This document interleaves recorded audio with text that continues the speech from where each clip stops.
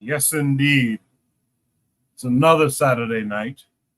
Therefore, it's another Saturday night Shoot the Breeze. I want to thank everyone who participated last week, both on the panel and in the chat. I forgot to check in on him, but last week Black Steel was ill and he left early. I was supposed to check up on him during the week. I hope he's okay. If you're hearing my voice, just accept my apologies. I forgot to check in on you during the week. But I hope you're okay. And I want to thank everyone who joined us last week, live, on the panel, in the chat, those who contributed heavily from the chat. I want to thank you guys.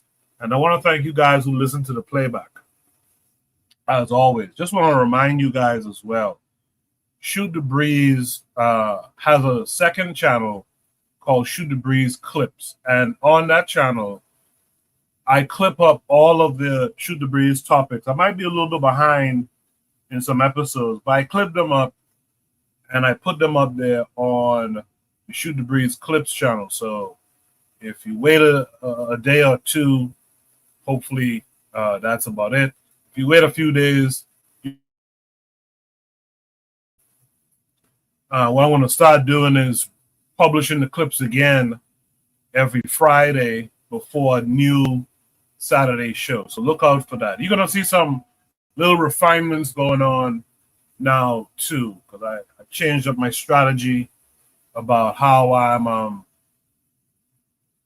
I'm doing things with the podcast, etc. So just look for the little refinements and things of that nature. But on tonight's show, what do we have in store? Please drop a 1 if you can hear me, by the way. Drop a 1 if you can hear me. Just want to make sure you guys can hear me. I see the Pro Black Perspective is in the chat saying live from Nairobi, Kenya, 3 a.m. and I have insomnia, but also bad internet. He also gives me a 1, so he lets me know he can hear me. So does Anthony McPhail, who says peace to me, peace to the panel and the chat. And he drops the number 1. So thank you guys for letting me know. Trigger Happy's out there as well. Thank you guys for letting me know that you're here and that you can hear me. With that said, what do we have in store for tonight's show? On tonight's show, we're going to discuss how you can trust DNA until you can't, it seems. We're going to talk about the new era of Pan Africanism. This is a song, big tune, it says. We're talking about white scholars and even some Pan Africanists alike misinterprets the role of Mansa Musa as a leader of the Mali Empire. We're going to discuss that as well tonight. We're going to look at a video and try to answer the question, do we devalue marriage because of our historical, linguistic, and cultural rupture, as argued by Zanu? We're going to look at a scenario. The prompt says, I agree and disagree with this. This is in reference to the African American culture. So we're going to talk these things tonight. What you guys can do for me in the meantime is hit the like button, share the show to your social media, tag me in it so I can see, yeah, I shared the show. And what we're going to do is start the show officially. And on the other side of the intro, I'll welcome in any and all panelists, as well as drop Shoot the Breeze topic number 1. So do stay tuned.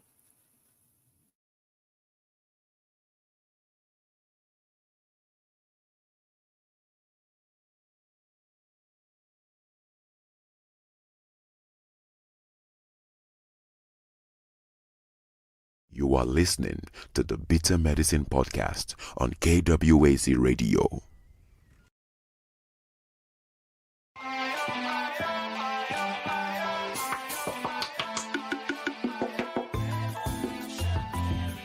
Welcome to the Bitter Medicine Podcast, where it's all about Black empowerment. Our show focuses on Black news and entertainment, arts, science, economics, history, people, and strategies that uplift, empower, and motivate Africans within the diaspora. And now your host, whose favorite color is black, Goku.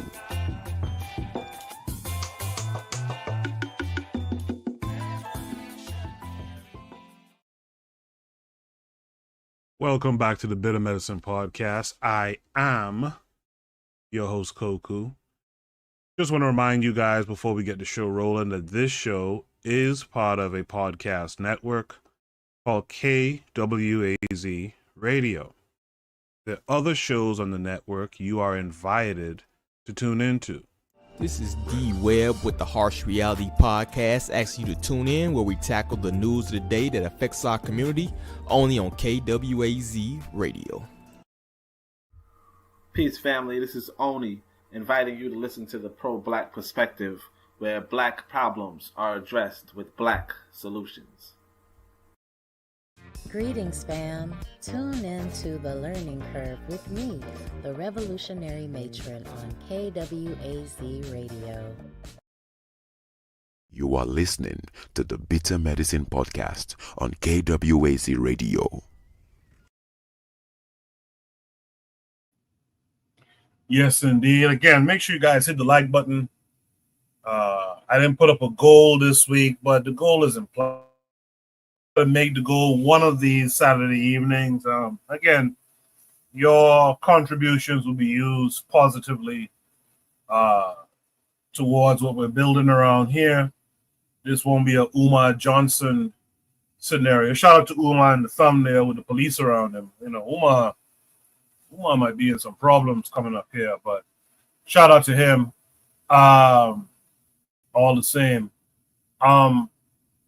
Yeah, make sure you guys hit the like button, share the show when you can, invite a person or two. I'm really trying to get the numbers for the lives to be higher, and I'm putting in that work to fine-tune how things are done. So you're going to see little changes here and there, like I alluded to before the intro. If you would like to join the panel, the link is pinned to the top of the chat. So whether you're on the KWAZ radio side or here on the Bitter Medicine podcast side, click the link pinned to the top of the chat, join the panel so that your thoughts can be heard as well. Without further ado, right now it's just me, but that's all good. Without further ado, let me shoot the breeze topic number one tonight. Shoot the breeze topic number one says, you can trust DNA until you can't. This comes with a link that's going to take us to X. I believe it was a tweet from Shango's Wrath. Yes, indeed. So, Shango's Wrath, the quote says, my ancestry DNA test is a lie. How am I African? We're going to watch the video and then we will discuss it. Like when they ancestry DNA is a lie, and I just came to that conclusion, right? So yeah, my great grandmother was a Native American, right? She was Indian, and then y'all know I found my biological father through ancestry, so I know that part was right. But the blood like stuff, like when they tried to say like I'm like 1% Irish and I got a lot of African in me and stuff like that, I know that's not true. And I know that's not true because me and my biological father, this man can trace his ancestry back to Blackfoot Indians.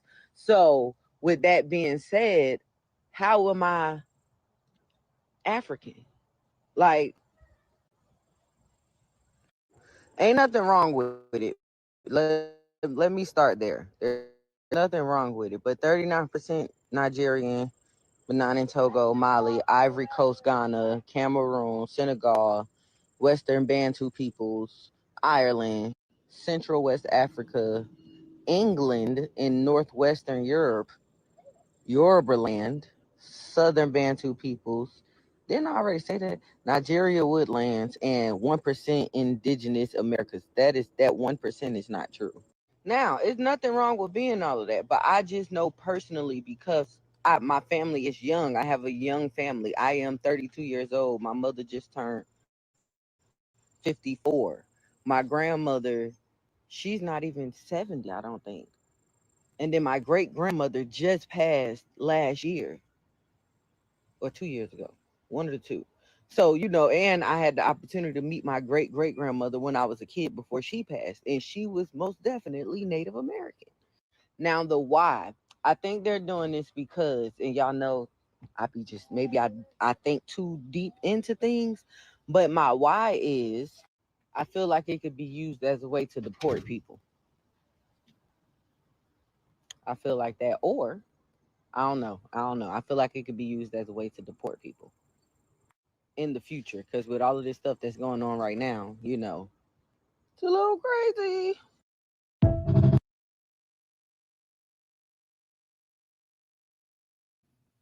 A little crazy indeed. Uh, in the chat, Brother Anthony says the Aboriginals always claim DNA is false. Provide Triggers is out there. She says, greeting, well as daily affirmations. Like Paulina's out there saying, good evening. Good evening to you ladies. I appreciate you being here. KW Don says, I'm Arawak Indian. RBG is out there, real black gentleman. He says, bro, quote, your great great grandmother is just one of 32 great great grandparents. And what RBG said there is so real. A lot of us don't understand the genetic analysis thing. When we talk about, when someone talks about their great great grandmother, people act like you only have one of those things. No, you have several of those things. There's a very, very important point to understand. Real Black Gentleman says, ain't no black man, one tribe with all the mixture and migration of peoples. If you are one Indian tribe, you're probably two or three. Trigger 262 says, I've heard some argue on those anti-divester accounts that many grandmothers had consensual sexual encounters with white men and say they are Native American as a lie. Dr. Frances Cress Welsing, there's a video you could go and see her saying that. She said what happened a lot of times, Trigger saying consensual, but what she was saying was a lot of times it was non-consensual, and the shame of it, because there's an embarrassment attached to being forced upon oftentimes. The shame of it had a lot of people, women in particular, saying, instead of saying my great grandmother was forced upon, they just said she was Native American, she was Indian, So that's a terrible, terrible fact, and it's one of many terrible facts. I wish more black folks would, think on, ponder on, and really never forget about. There's some terrible facts in that ma'afa that we went through to present day. There's some terrible facts that we tend to try to push past and fit other things in it instead. With that said, let me welcome in my first panelist tonight. That'll be Black Steel. Black Steel, how are you feeling this week? I'm doing all right. How about yourself? I'm doing good, man. I'm hanging in. You feeling better? No, I'm feeling much better, much better. All right. I'm glad to hear that. Let me welcome in my second panelist tonight. That'll be Anthony. And Brother Anthony, how are you doing this week?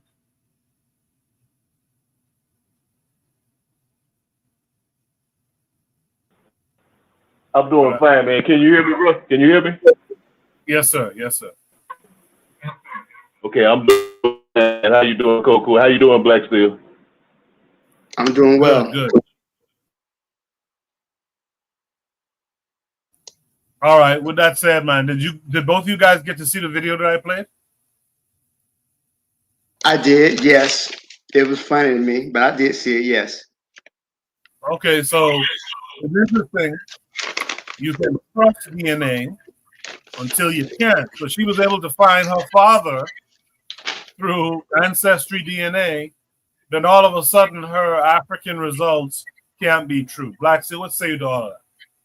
Indoctrination makes you immune to facts, right? And that's just the reality of it. A lot of people want to deny their African ancestry for whatever reason, right? This person here, she doesn't want to be black. She doesn't want to be African. She doesn't feel connected to Africa. She's a pretendian, right? But she is so invested in this reality that she refuses to accept the fact that, hey, she could be wrong. The reality is that she just can't accept the fact that she's not an Indian, right? Because she says her grandmother told her she was Native American, all this other stuff. She's just upset because the reality is that she has not come to terms with reality that she is an African. And that the pretending ideology is just completely caught up in just make believe. These people do not want to be African. They want to be anything but African. And that's all it is. So even when presented with facts, that no, you're not a Native American, right? You're not any Chippewa or Blackfoot or Cherokee. You may have some of that DNA, but most of your DNA comes from Africa, right? So it's like when people are really religious, right? But they pick and choose the Bible verses that they like, and they ignore the ones they don't like. And that's all the situation is. It's somebody who has picked and choose. Oh, I received information that my DNA is this and that. And reality is, this person is black as the ace of spades. All right, they're upset about it, but it's a reality. It's just a reality of the fact that she is not content with being African, and they have a negative relationship with Africa, and because of that, they want to escape it in any way they want. They know how. And there's a lot of this black stuff is not easy, right? It's not easy. There's a lot of stuff that comes with being black. And some people don't want to deal with that. Some people don't want to escape that whenever possible. So we have made up in especially the United States, we had this mythology of the noble savage, right? We see Native Americans as the noble savages. They hunted and they fished and they were one with nature and so on and so forth. And a lot of people would rather cling to that than the idea that they were enslaved and brought from Africa. So this is the reality. So any DNA, she's gonna, oh, this is wrong. They're trying to deport us, as if they needed a DNA test to deport you, right? They don't need that. If they want to deport you, they're going to deport you. You might end up in Uganda or Swaziland at this point. So they don't need DNA to report you. But the idea is that it's just these people have a relationship with reality that we don't have the same relationship with, right? They want to be something they're not. They want to be. It's all about escapism, right? And for many people who are oppressed, Black people in particular, but the desire is to escape the oppression. And they feel the oppression is tied to their Blackness, and many of them have, don't have a real understanding about Native American people. And the thing is, Native Americans, truth be told, there are some Native American tribes that are doing okay. But if you look at the stats, by and large, many Native Americans are down horrendous at this point. We're talking about high rates of infant mortality, alcoholism, suicide, diabetes, infant mortality, poverty. It runs the gamut of bad shit. But again, they don't want to be Black. So that's why you have all these made up identities. You have the Hebrew Israelites, or we're the real Native Americans, or whatever identity they want to escape into. Right? I don't think that we have to really pay too much attention to their claims, but I think we have to pay attention to the mental delusion that they're undertaking, because it is a lot of mental delusion you have to be involved in to convince yourself that you are alien, or Hebrew or ancient Hebrew from the Bible, that Egypt was really in America and the Nile River, Mississippi, and all this other stuff, right? That's a really large leap in logic. And I think that the more you lean into believing in absurdities, right, that increases your self-hatred. And these individuals who have full of self-hatred for being Black, these are very dangerous people. I remember there was a school shooting a couple months ago, and it stood out because it was a Black boy, and his mother was a Hebrew Israelite. And one thing the Hebrews teach is about, the Africans enslaved the Hebrews and sent them overseas. We're not Black, we're Hebrews, right? So, but at its core is something that is anti-Black. And I think that is the whole thing with these pretendians. At its core is anti-Blackness. They don't want to be Black. They want to escape from Blackness. Don't matter. DNA said she was Black. Jesus Christ himself was to come down and say, "You a nigga." She would have a problem with it. She would never be able to accept it. So I think overall it's a sad case because we're dealing with a level of delusion and self-hate that is very dangerous if left unchecked. So I'll leave it there. Thanks, Coco. Well done there, Black Steel. I really appreciated that breakdown.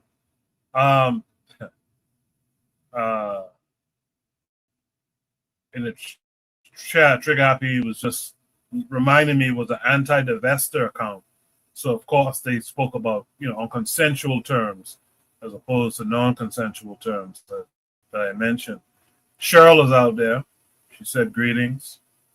Athrazer is out there. Make sure you'll check out Athrazer's channel and his music. He says we would need healing places to deal with all that trauma. Unsurprising that we resort to lies. Good to be amongst you all. Real Black Gentleman in the chat says, hell, I got Cherokee and Navajo in me. Have my peoples tell it. With that said, Real Black, not gentleman, but Real Black Indian has joined us on the panel tonight. Real Black Indian, how are you this? Man, what's good, Coco? How you doing? Good stuff, man. Good stuff. I'm glad. I'm just saying. I mean, again, like when you have the stories of peoples. I mean, and again, a lot of this has to do with a critical time period. Like when them crackers brought our folks over here. Again, there was a critical time period because the Indians themselves were being depopulated. So any kind of opportunity to kind of flee into Indian country, so to speak. You know what I'm saying? Indian country in 1780 was like Alabama, you know what I'm saying? Then it was like, Missouri. Then it's like, you know what I'm saying? The Dakotas, then Montana, you know what I'm saying? Then so Black people ain't really heavy out west of the Mississippi. So it's like, I'm not saying that it's possible that, Black peoples did mix with the Indian peoples here, right? Just like they mix, with the white people. What I'm saying, you can't major in the minor. The DNA is what it is. It's like she can't, there's stories and there's anecdotes. You can't go back in time. And not to say that, again, you gotta twist the paradox here. Just because the technology is newer doesn't mean it's necessarily more legit, but it's just means of confirming information. They just didn't have the tools, but they didn't need the tools back then to confirm a lot of stuff. Although had they had DNA 50 years before its time, hey, you know what I'm saying, as far as, questions being answered, who's to say it want to be, you know what I'm saying?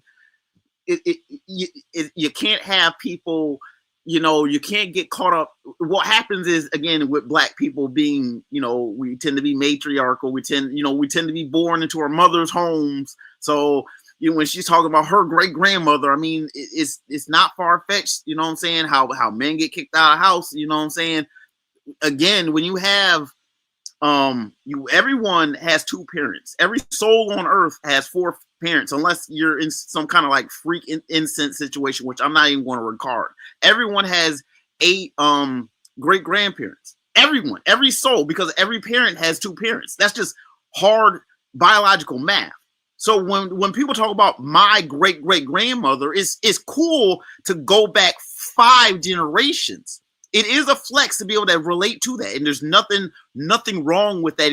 Indeed, it's all glory to be able to have that intergenerational connection. It's all pertinent and vital to one's own worth and identity. But again, that's one of your 32 great great grandparents. Every soul on earth has 32 great great grandparents. That is the truth. No one has one great grandparent, one great grandmother, and one great grandfather. That is the fallacy that is implied when people say it. They say it as if it's you know what I'm saying, empirical, but it's I mean, the depth of what you're not talking about is so deep. This goes back to, you know what I'm saying, loss of hereditary you know what I'm saying, hereditary science, you know, understanding our family trees, whose cousins, how far back. I mean, back in the motherland, I mean, even prior to this day, people know about, you know, just the knowing of families. You don't necessarily have just, you know, illegitimate children. That's just not a cool thing. I don't think that, you know what I'm saying, everyone wants to be claimed their kids. I mean, you don't want to be loose. I mean, it can happen, but it's not smart on a human, on an African level. You don't want to lose, you know, you don't want to have wild oats out there. It just doesn't make too much sense. You might as well just structure your family and put all your resources into your children that are legitimate. You know what I'm saying? As far as like, yeah, the Indian thing, you know, a lot of it is I think it's an op. Just try to get Black people away from Africa, just to discredit Africa, just to like not look at it. And again, major and minor, just to focus on what is relatively minor, because again, she has a flurry of great grandparents that she has no thinking of, that most of us don't. Hell, I don't think all of us know all 32 of our great grandparents. I'm just gonna say that out loud. How many people know all 32 of their great grandparents? I'll wait.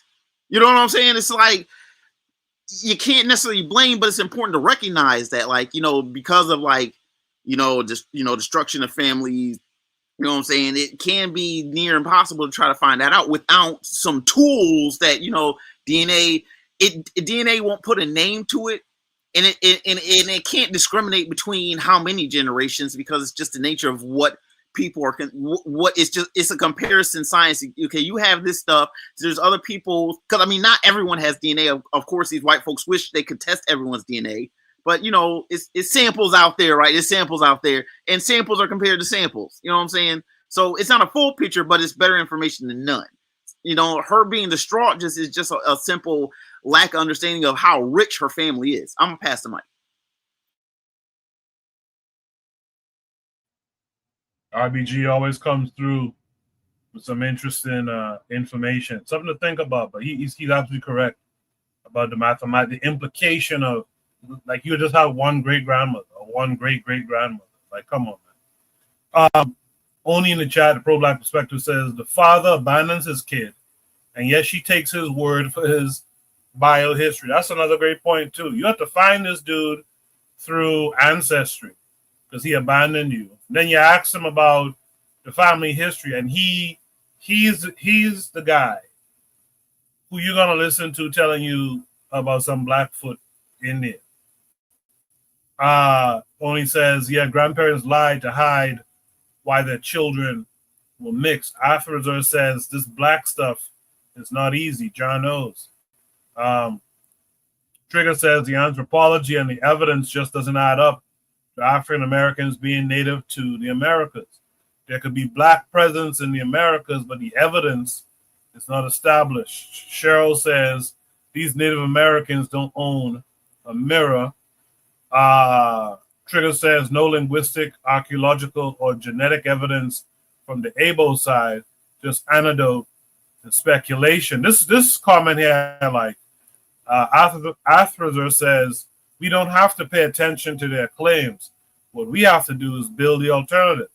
If we had a network of Pan-African universities, being African would be more attractive. We, must build.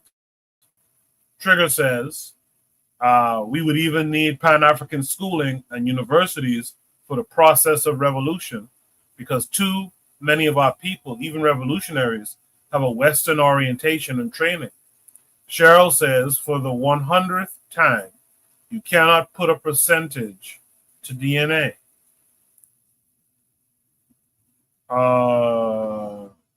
That could be debated a little bit, but Sister Ross says, greetings to me and all the yard. With that said, let's hear from our brother Anthony. Anthony, what say you? Okay, that was a lot, man. That was a lot. That was a lot. Can you hear me, Coco?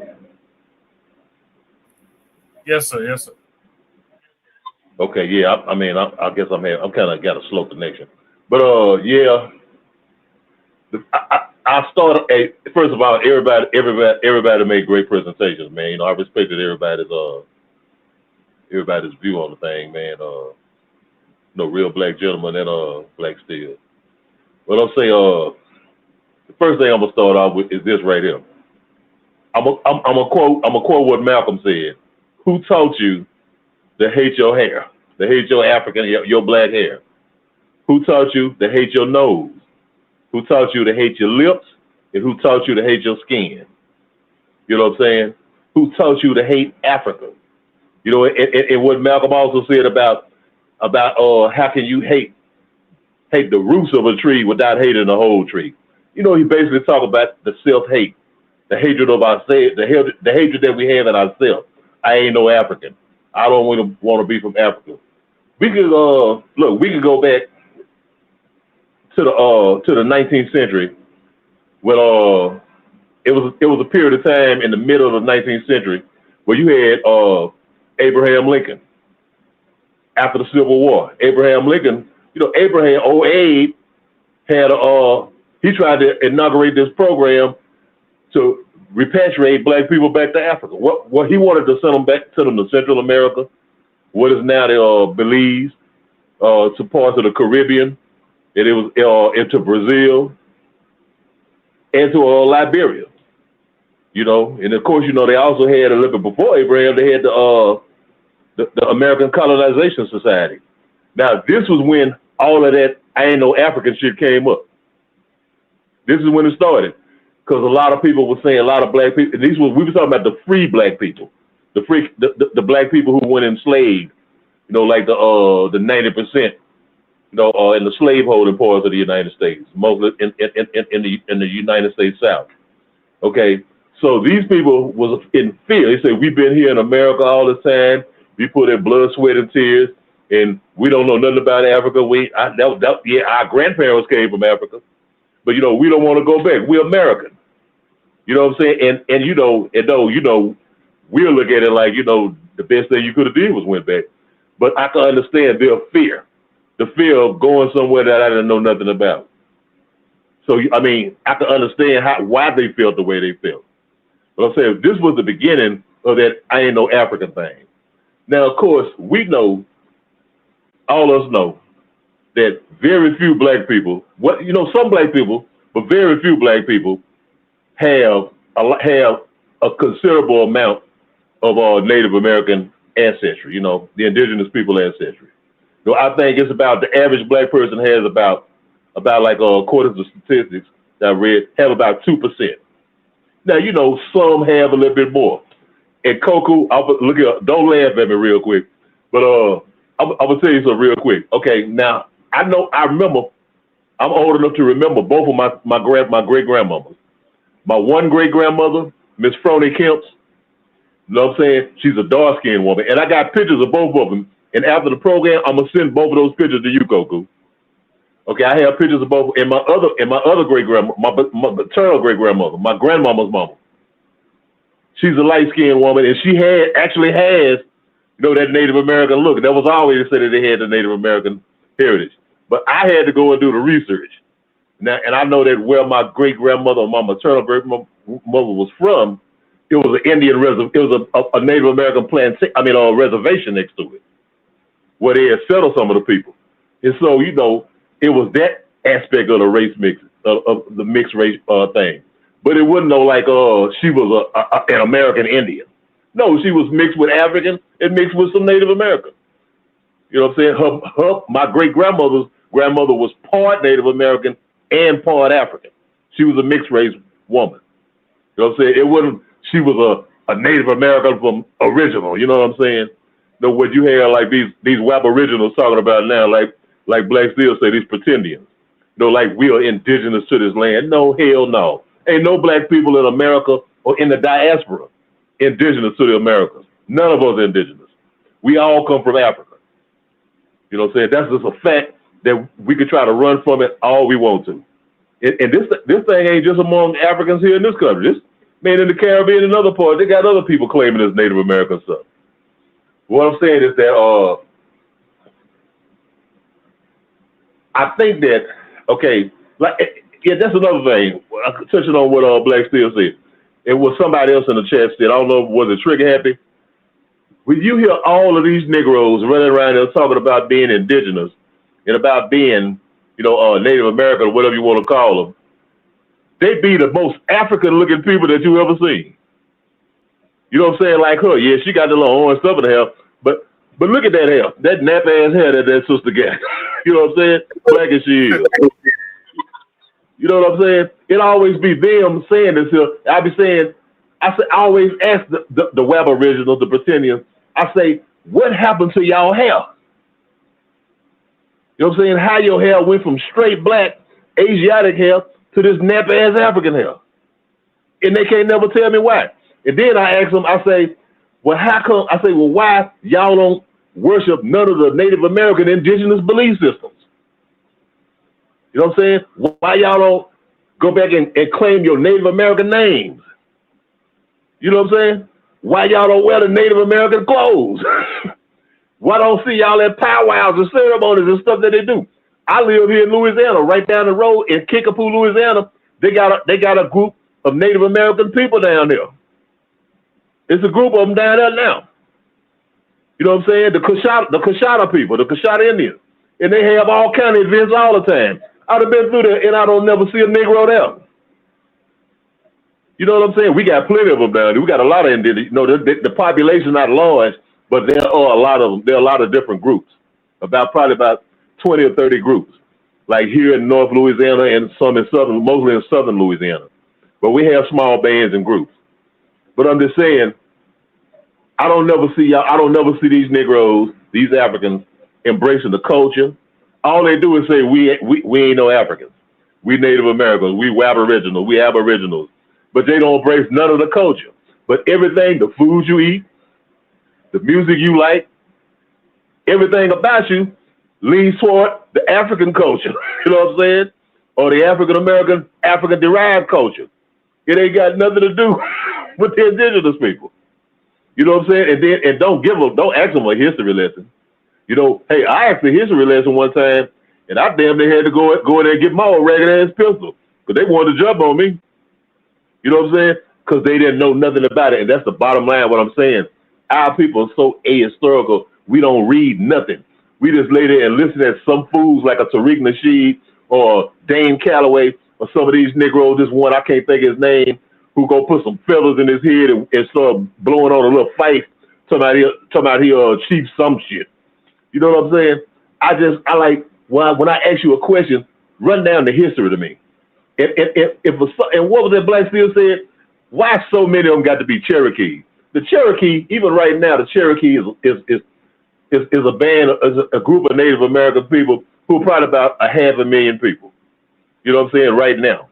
And half of them look like some white folks, some mixed race people. I don't even know what a full-blooded Indian look like. You know what I'm saying? But I'm like, why y'all the only tribe y'all know is the Cherokees. Every now and then they might say a Choctaw. Every now and then they might say something, they'll say a Blackfoot. And they say a Blackfoot just because the name Blackfoot. Now, you don't know nothing about Blackfoot. Blackfoot was even from this part of the country. You know what I'm saying? The majority of black people, African people in this country at that time was in one particular area. No, in the south, in the southern part of the country. Some in the East Coast and up north, whatever, a few of them. But I'm saying the majority of us was here. and all of them groups that they be claiming ain't got nothing to do with over here. You know, I mean, these Negroes probably say they some kin of Geronimo. Geronimo was a Mexican Indian. You know what I'm saying? So I mean, they is thorough. They don't know nothing. They don't read shit. And when you test them on it, you know, they want to get the call you all kind of days or, you know, saying all kind of shit. But I say, bro, I'm just asking you about your history. You say you Native American, you Black Indigenous. I'm just asking you to enlighten me and teach me your history. But they can't never teach you a goddamn thing because they know it's a bunch of bullshit. But yeah, man, I'll leave it at that, man. It's just some fake shit, man. Some self-hate. And like I said, like somebody said, we don't need to kind of, we do, well, you know, yeah, we do need to pay attention to it, but we do need to do more to educate our people away from this foolishness. And I'll leave it right there, man. Appreciate that, Anthony. I'll say, I think one of the reasons why they say Cherokee often is because we grew up hearing about Cherokees, like on TV and stuff. I remember like in the 80s and stuff, whenever they depicted some Native Americans, it was always Cherokee. So I think that's why they always say Cherokee. Shout out to War Drum, who says, greetings, everybody.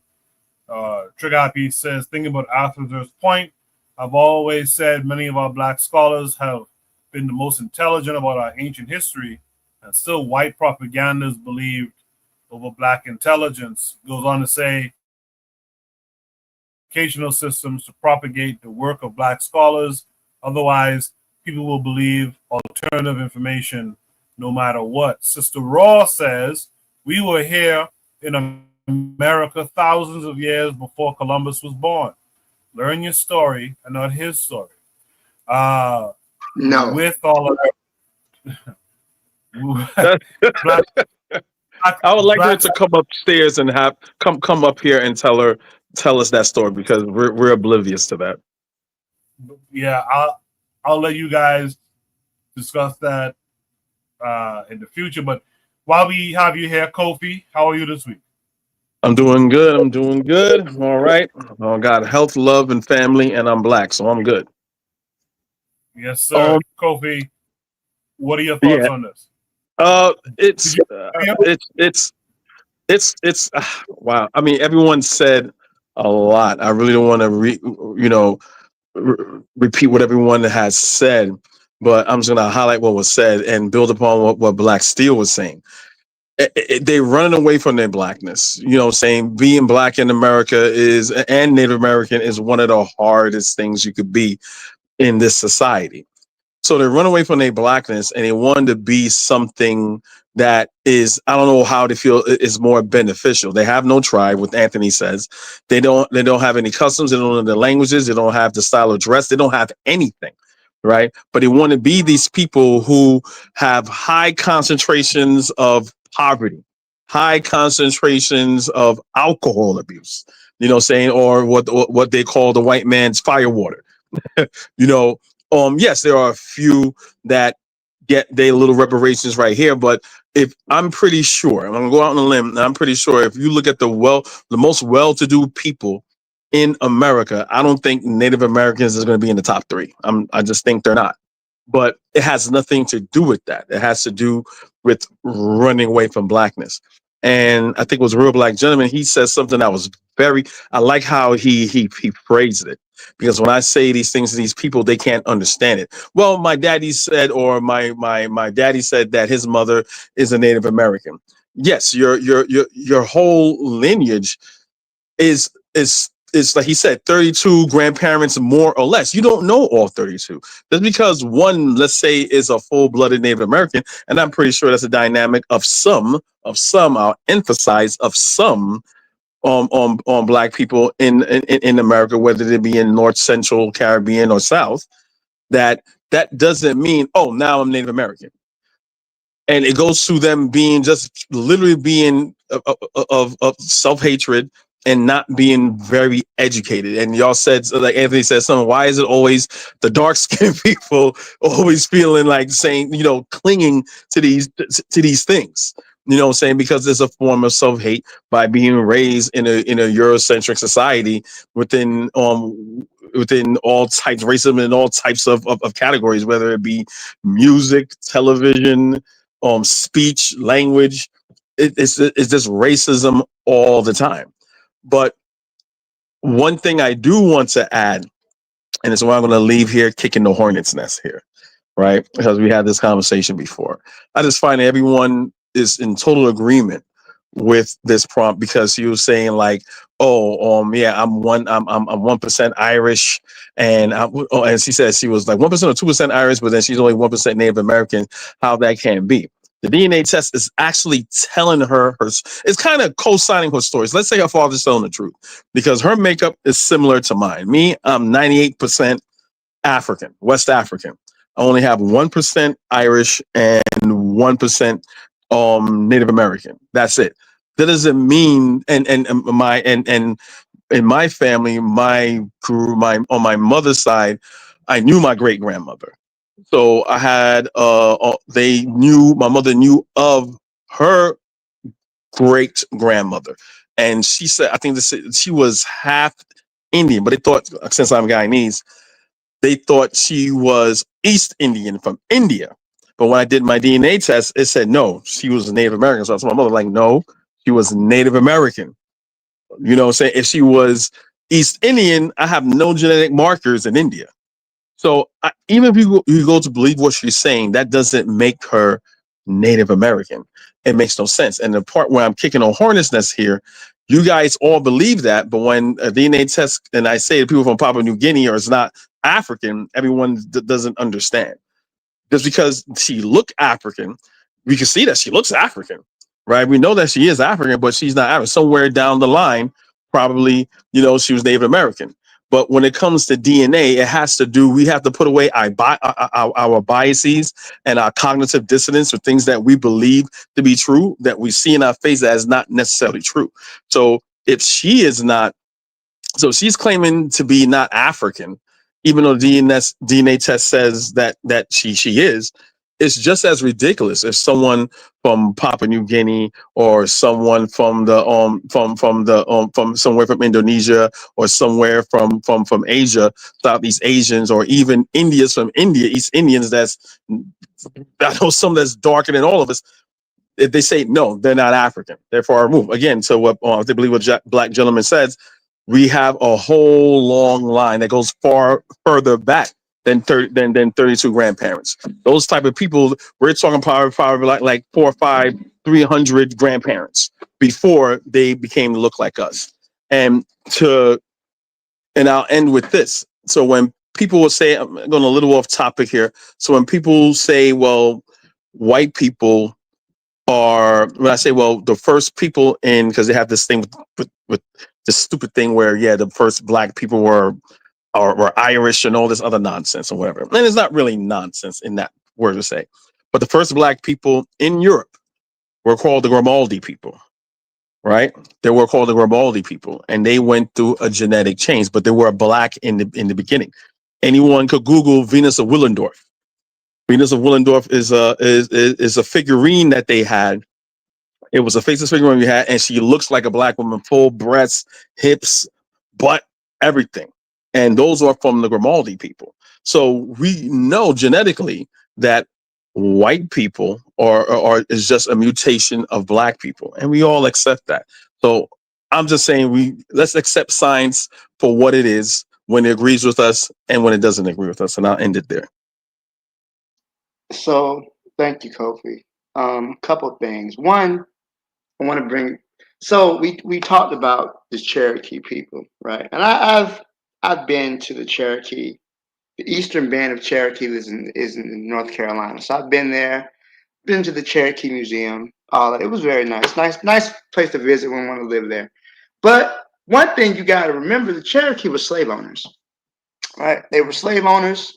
They didn't own a lot of slaves, but they did own slaves, and they fought for the Confederacy.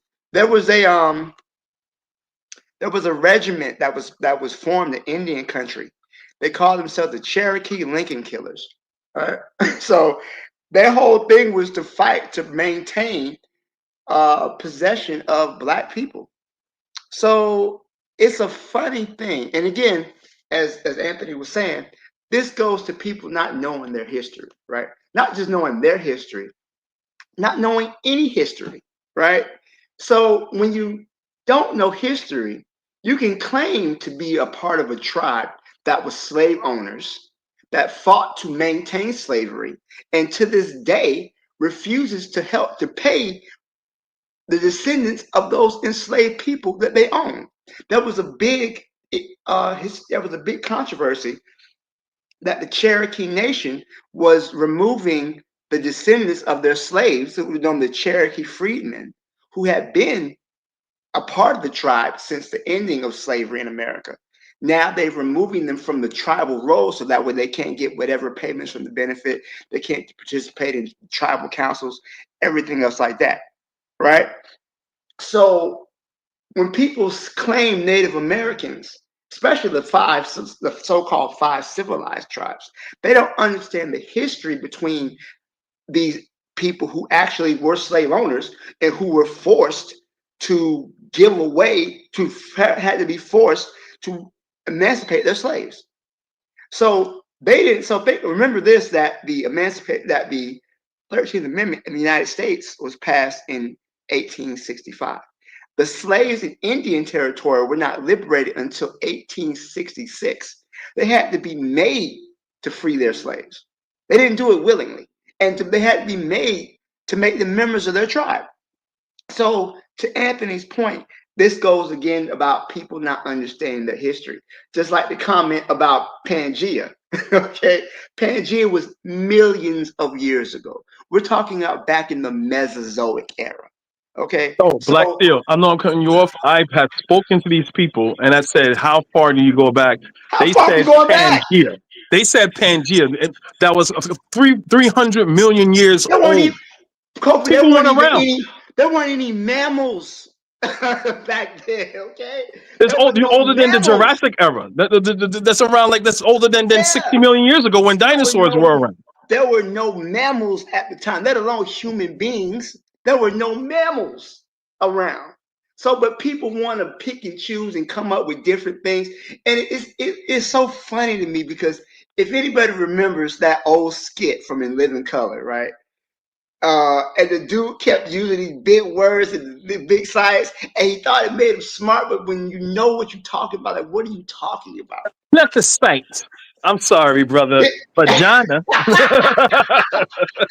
What are we talking about, Pangea? There weren't even mammals around. You barely had trees. They didn't have flowers back then. So, I mean, we can understand continental drift, but at the same time, we have people who deny evolution. So, continental drift, we can understand that. But evolution, oh, that's some made up stuff. DNA is made up, but the DNA I want. There is a serious lack of education among our people. And I believe it is very deliberate. It is not something that just happened to come about just by chance. Black people, there was a point in our history, especially at the ending of chattel slavery, Black people hungered and thirsted for knowledge because it was denied to us for so long, right? And I believe that because of our desire for knowledge, right, to the point to where our literacy rates had increased to the point where we were reading better than the white people around us. But then there has been deliberate attempts to make us ignorant, and I think this is a part of it. I think Bobby it's he said something on more. He said the only battle that remains to us is the battle for the Black mind, and we are losing. And that always stuck with me when he said that. I mean, it's to me, it's like, I mean, it's the scientific ignorance. I know everyone, is into certain things more or less. Not everybody is like me. I'm a geek. I will sit and I just did that this Saturday afternoon. I was looking things on science, on earth science, biology, chemistry. I just find that stuff interesting. You know what I'm saying? Not everybody is on par like that. But if you're gonna say something crazy like, uranium is not radioactive and you don't cause cancer, okay, I would like to hear that argument. But then people just get mad and they say you're stupid, it's the white man science and all types of stupid shit. You know what I'm saying? Show me how what your claim is and why it is. You know what I'm saying? It's a methodology. Don't racialize it. Don't culturalize it. This is an exchange of ideas. And if you could prove what you're saying to be right, then I'm gonna have to go back to the drawing board. But if you're not giving me of how you came to your conclusion, then you're just being totally dishonest. Like Anthony said, you're just full of shit. They don't have any customs or anything like that. It's not even a Black American thing. It's a Caribbean thing. I know people from I have a close friend of mine. He's from Grenada. He knows I'm from Ghana, and he's still on that. Well, but Native Americans is Black. I'm like, brother, you can't do that. Especially you can't do that to me being Guyanese. You know what I'm saying? Everyone in Guyana and Trinidad know who's a Buckman, who's Black, who's Indian. There's no confusion. Everybody knows who they are. Only when you come out of places like Guyana and Trinidad and other places where Black people are just confused. Like I never heard anyone in my family that's Guyanese or Trinidadian trying to claim something that they're not. You know what I'm saying? But I don't know. It's to me, it's just crazy. But coming here, being in this country, like I said before, if a Black person say, "Hey, there's Indian in my family," I say, "Okay, it's no problem.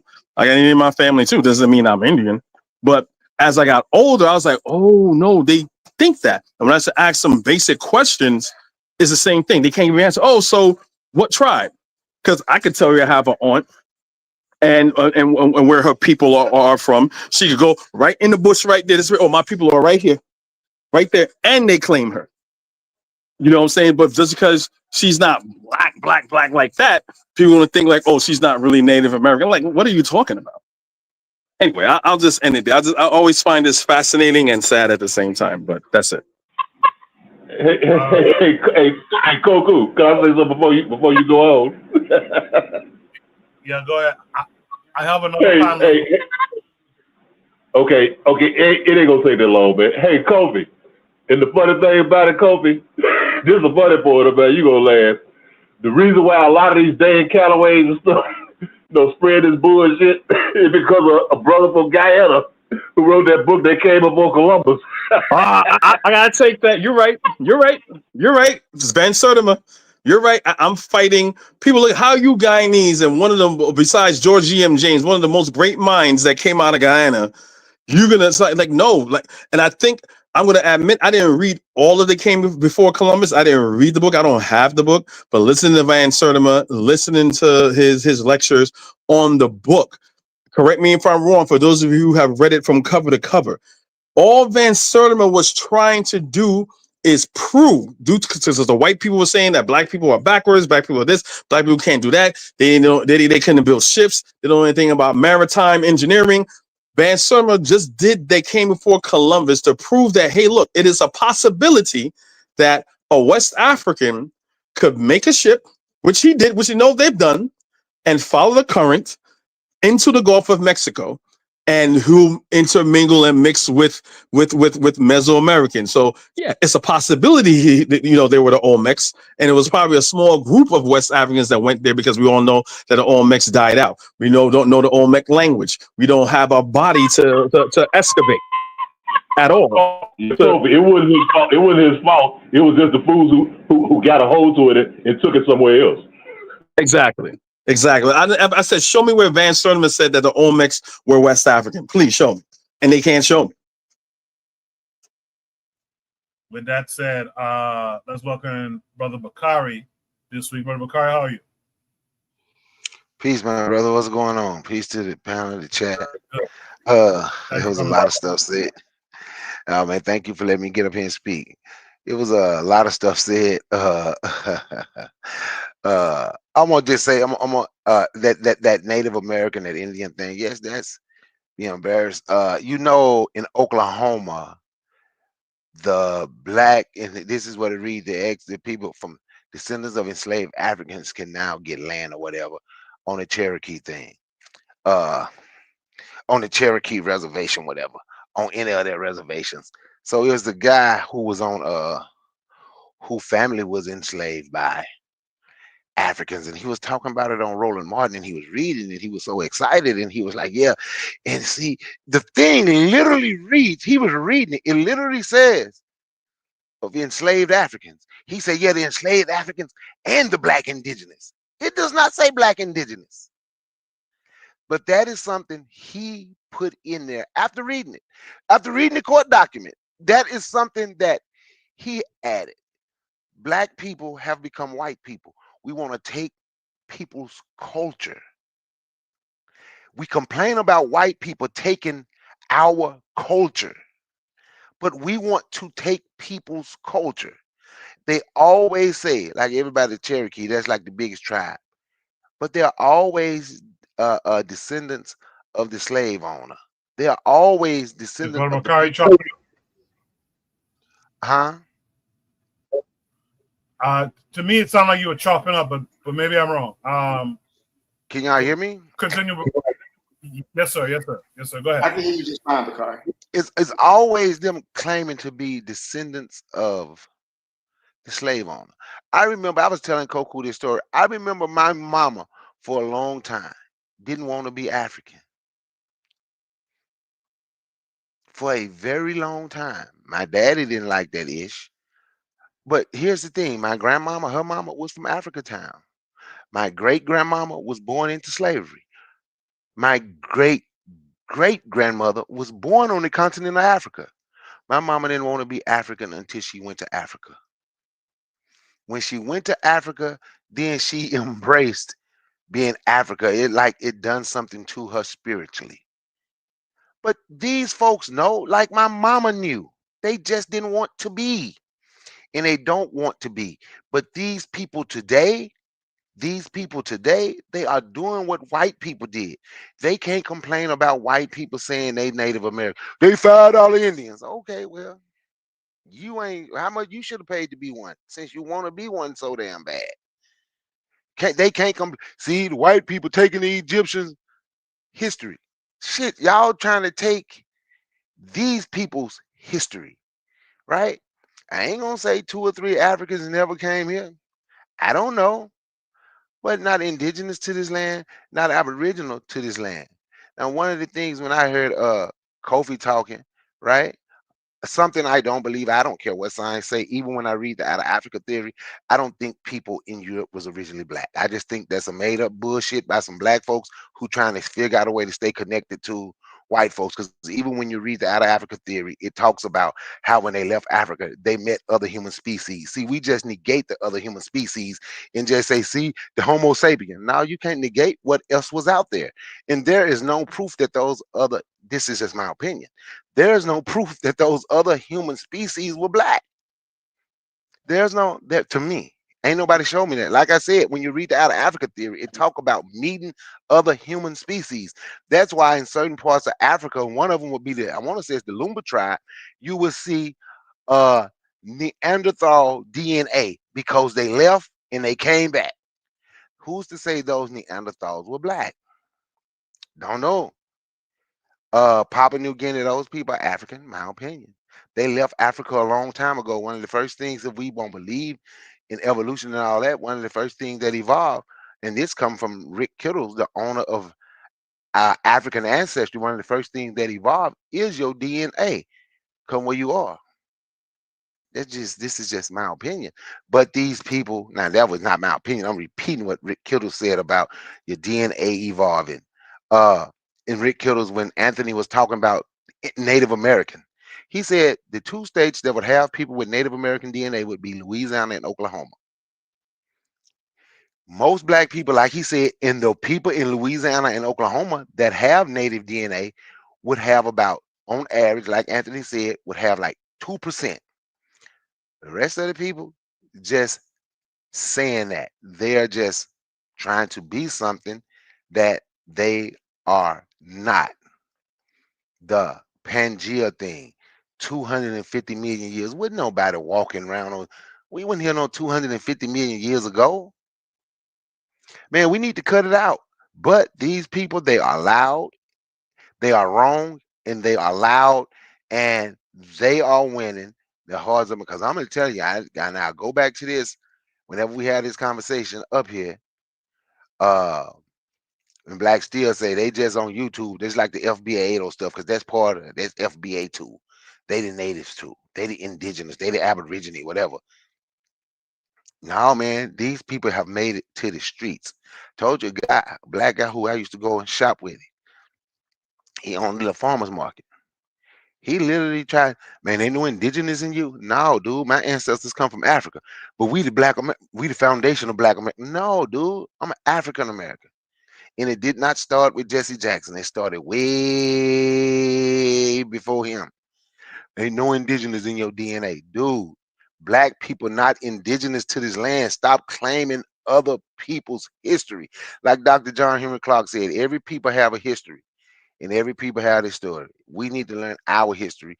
We don't need to do like white people and try to take other people's history. That's what they have done, and that's what I see us doing now. We are so connected to white folks. The relationship between black people and America and white people is so strange that in every way we try to beat them down to the point where we gonna steal other people's history just like they did. I hear the mic. I would like to respond to that, to Brother McCarvey, what he just said. Make it brief for me because we got other topics to get to, right? Yeah, real quick.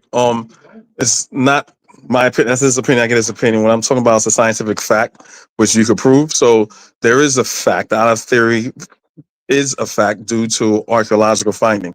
So there's no other humans. There were no other humans there. There were other hominids, humanoid-like people that were not human. So those humans that went into Europe were, I think they were white people, for they were melanated, but they weren't black. They intermingled with those Neanderthals, which are not human. Neanderthals are not human.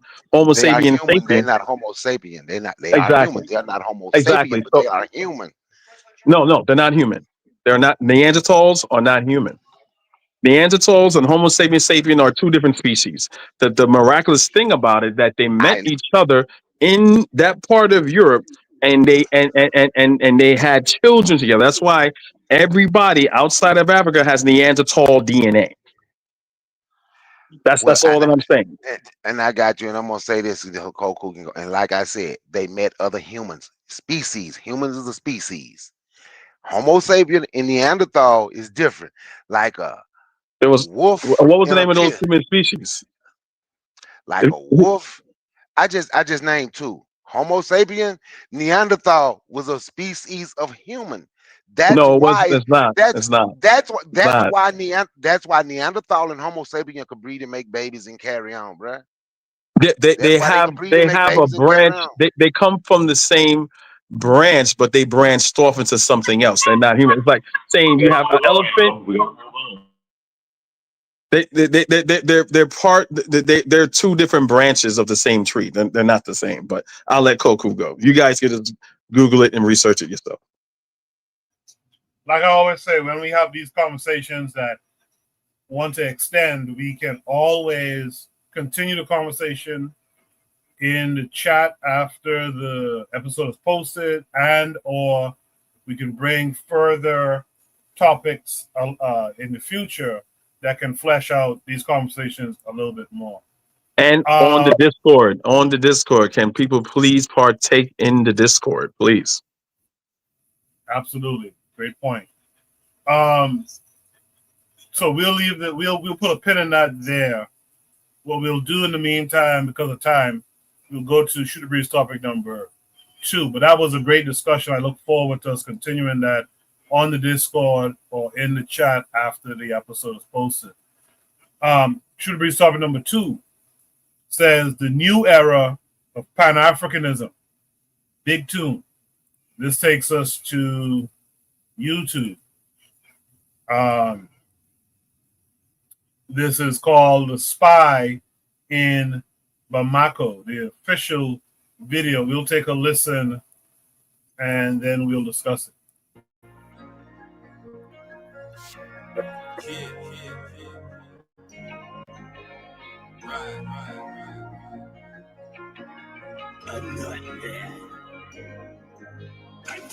Yeah, gotta stay focused so when it's in shots, I gotta react. Cause I'm a target, I'm under attack. Grabbing a weapon, I tell her get back. Mission exposed, secrets unfold. Enemy trapping, I'm still in control. Got your boy sitting in Bamako prison, hoping they wish we sending them home. Enemy know that we good under pressure. Been through the thunderous, turbulent storm. Shorty a diamond, I told her she fresh. Hop in a whip and I'm taking her home. Hop in a whip and I'm swerving, I'm smashed. Killing my enemies, one of my passion. Rocking this gold like we in bikini. Feel like the captain, I'm clutching a heater. Feel like they see me, I feel like I'm Saudi or ran up on Yana in the middle of Bamako. Enemy line, they claiming he innocent. Don't do no talking, I gotta move militant. Don't do no talking, I hit them with facts. 1804, bringing it back. 1804 like I'm Mother Cap Henry. King with a vision, the crown never empty. Top of the mountain, my soldiers defend me. Ducking and dodging the foreign intelligence. Hitting my desk on the DGSE. Dodging they traps, still on my feet. Feeling impeccable, feel like I'm shining. Go to my neck and I'm flooded with diamonds. Go to my neck and I feel like a mess. Feel like a lion, I'm in a savannah. Feel like the king when I'm up in the jungle. Never defeated, I never been humble. Come out victorious every encounter. Money machine, give me help when I count it. Money machine, stack it up in a beat.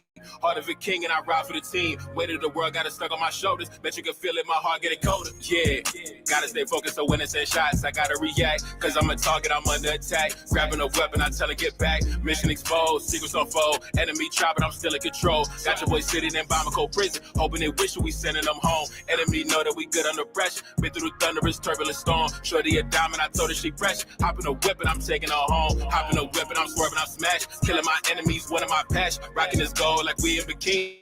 Feel like the captain, I'm clutching a heater. Yeah, gotta stay focused so when it's in shots, I gotta react. Cause I'm a target, I'm under attack. Grabbing a weapon, I tell her get back. Mission exposed, secrets unfold. Enemy trapping, I'm still in control. Got your boy sitting in Bamako prison, hoping they wish we sending them home. Enemy know that we good under pressure. Been through the thunderous, turbulent storm. Shorty a diamond, I told her she fresh. Hop in a whip and I'm taking her home. Hop in a whip and I'm swerving, I'm smashed. Killing my enemies, one of my passion. Rocking this gold like we in bikini. Feel like the captain, I'm clutching a heater.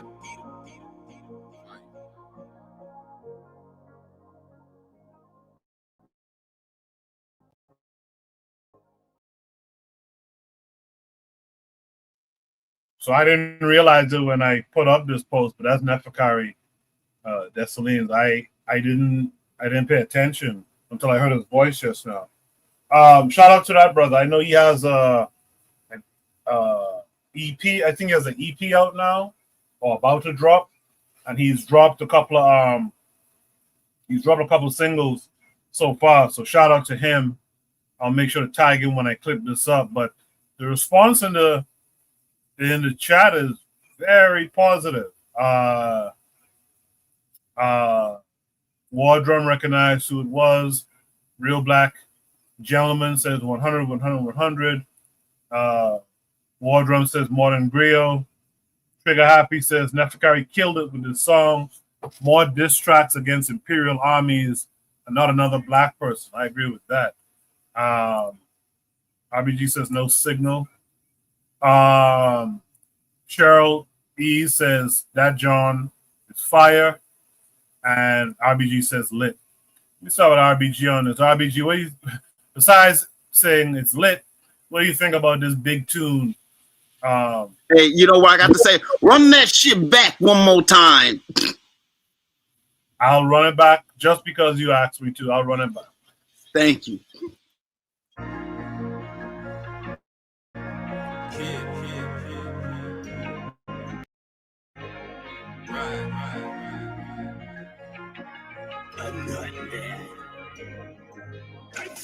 Yeah, gotta stay focused so when it's in shots, I gotta react. Cause I'm a target, I'm under attack. Grabbing a weapon, I tell her get back. Mission exposed, secrets unfold. Enemy trapping, I'm still in control. Got your boy sitting in Bamako prison, hoping they wish we sending them home. Enemy know that we good under pressure. Been through the thunderous, turbulent storm. Shorty a diamond, I told her she fresh. Hop in a whip and I'm taking her home. Hop in a whip and I'm swerving, I'm smashed. Killing my enemies, one of my passion. Rocking this gold like we in bikini. Feel like the captain, I'm clutching a heater. Feel like they see me, I feel like I'm Saudi or ran up on Yana in the middle of Bamako. Enemy line, they claiming he innocent. Don't do no talking, I gotta move militant. Don't do no talking, I hit them with facts. 1804, bringing it back. 1804 like I'm Mother Cap Henry. King with the vision, the crown never empty. Top of the mountain, my soldiers defend me. Ducking and dodging the foreign intelligence. Hitting my desk on the DGSE. Dodging they traps, still on my feet.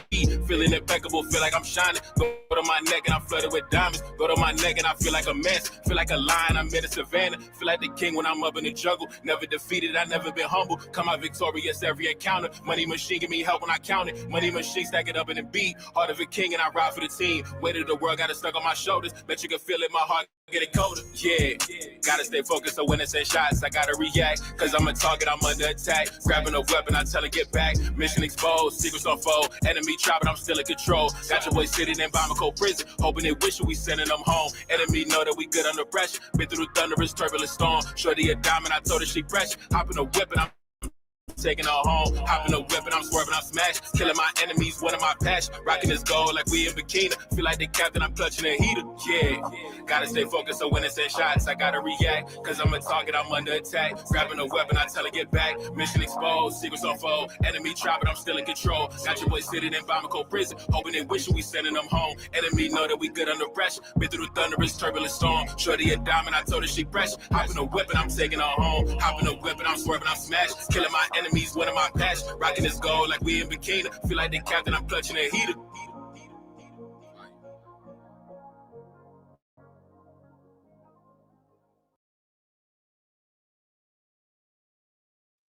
Yes, indeed. Y'all tell Nefakari his tune was played twice on Shoot the Breeze. Wardrum said this is real quick. Wardrum said this is why they co-opted our music. Our music is a method of documenting historical events and inspiration for the future. Trigger Happy says also loves that he parallels the Haitian revolutionary experience with the current revolution in the AES, even with some of his videos pointing out how Haiti dealt with European spies. Cheryl quotes a line. She says, "Shorty a dime, and I told her she precious. Hop in a whip, and I'm taking her home." Yeah, I like that. Shout out to Nefakari. My bad, Real Black Gentleman. What say you to this? No, I mean that made my day. I needed the intensity. I mean, it's just, you know what I'm saying, a little animated video and all that. But I mean, it's based on, you know what I'm saying, real events. So it's like it's culture. That's culture right there. It's culture. It's another unit of culture. And it's a +1. You know what I'm saying? When we need +1s out here, that's a +1. Like, well done. I mean, that's all I got to say. Well done. I'm gonna pass the mic. Well done. Well done, Black man. Appreciate that.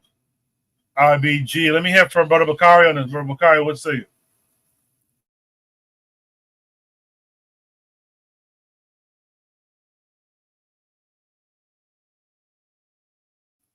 Look like Bakari may have stepped away or he's on mute. With that said, I guess let me hear from Black Steel. Black Steel, what say you?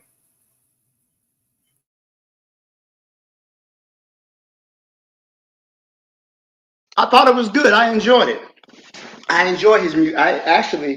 I'm a recent subscriber to Nefakari Desalegn. It's based on, kind of based on some of the videos that I've seen here, on that you guys have shared on the panel. He also, I liked how he went after that black lawyer who was talking about getting reparations from African tribes. I thought it was, and the dude got so mad he sued him. So I really like the music, and I like him as a content creator too. I think rap music, hip hop music was created by Black people, and it was created in a way to allow us to speak to our history and our conditions that we went through, and it was quickly co-opted, and it's been turned against us. So I'm glad to see that we are using hip hop for what it was originally meant to be, which was a way to spread knowledge and our culture. So I'm glad to see it being used for what it was initially created to be used for. So I'll do that there. Thanks. Appreciate that, Black Steel. I don't know if Bakari came back yet, but yeah, I'm back. I apologize for that, man. Somebody had come to my door, man. I'm sorry about that. Jehovah's Witnesses coming by the houses late at night. Hey, I'm gonna tell you something, Black Steel. I'm part of the Jehovah's Witness protection program. They're scared to stop by my house. Bakari, do you like that song? I like that song. I'm gonna put that in my playlist with the song I sent you the other day. Remember the song I sent you? I said we need more of this, the lyrics and the visual. Yes, sir. I'll put that song in the same playlist. I'll put that song on the playlist with it. We need people who's doing hip hop, who's doing music, since our people look up to that so much. We need, but see, we have to push it. The media is not gonna push it. Radio not gonna push it. None of these rappers out here today, you ain't gonna hear none of them. Excuse me. You ain't gonna hear none of them talk about this song. You ain't gonna hear none of them talk about that song I sent you the other day. So if this is something we want to hear, we have to play it all the time. And not just that, when they come out, we have to go support them on whatever streaming service you have and spend our money on that stuff to help them blow up. I hear the mic. That's an absolute fact what you just said. So I'm going to look at. I heard his freestyle on the AES. I didn't hear this song, but I'll definitely go and check to see if he dropped the whole album, and I'll definitely be purchasing it myself. I'm glad he didn't have a line in there like "I'm white on the inside." What did I Louis do? Armstrong. Louis Armstrong. You should play it for him. Cool. You should let everybody hear I'm white on the inside, but it really doesn't help my case. What did I do wrong to be so black and blue? Yeah, man. At least it wasn't that. But with that said, man, let's hear from our brother Anthony on this. Anthony, what say you to? Oh, y'all want to play games tonight, huh, Coco? Hey, Coco, don't act like you ain't hear me.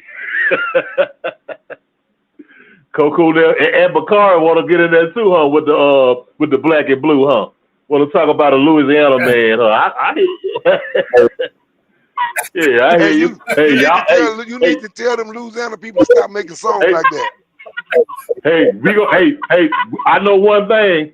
We had more UNI chapters than anybody else did. Okay, so let's say that. But hey, man, look here. Y'all know good and well. Okay, we're gonna talk about that later.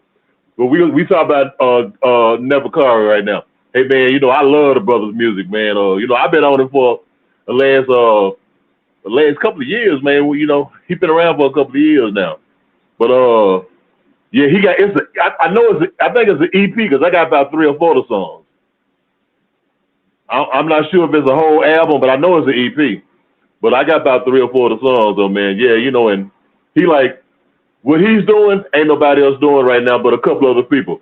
And a matter of fact, and this gonna tie in with like what the problem was when we talk about this new Pan Africanism.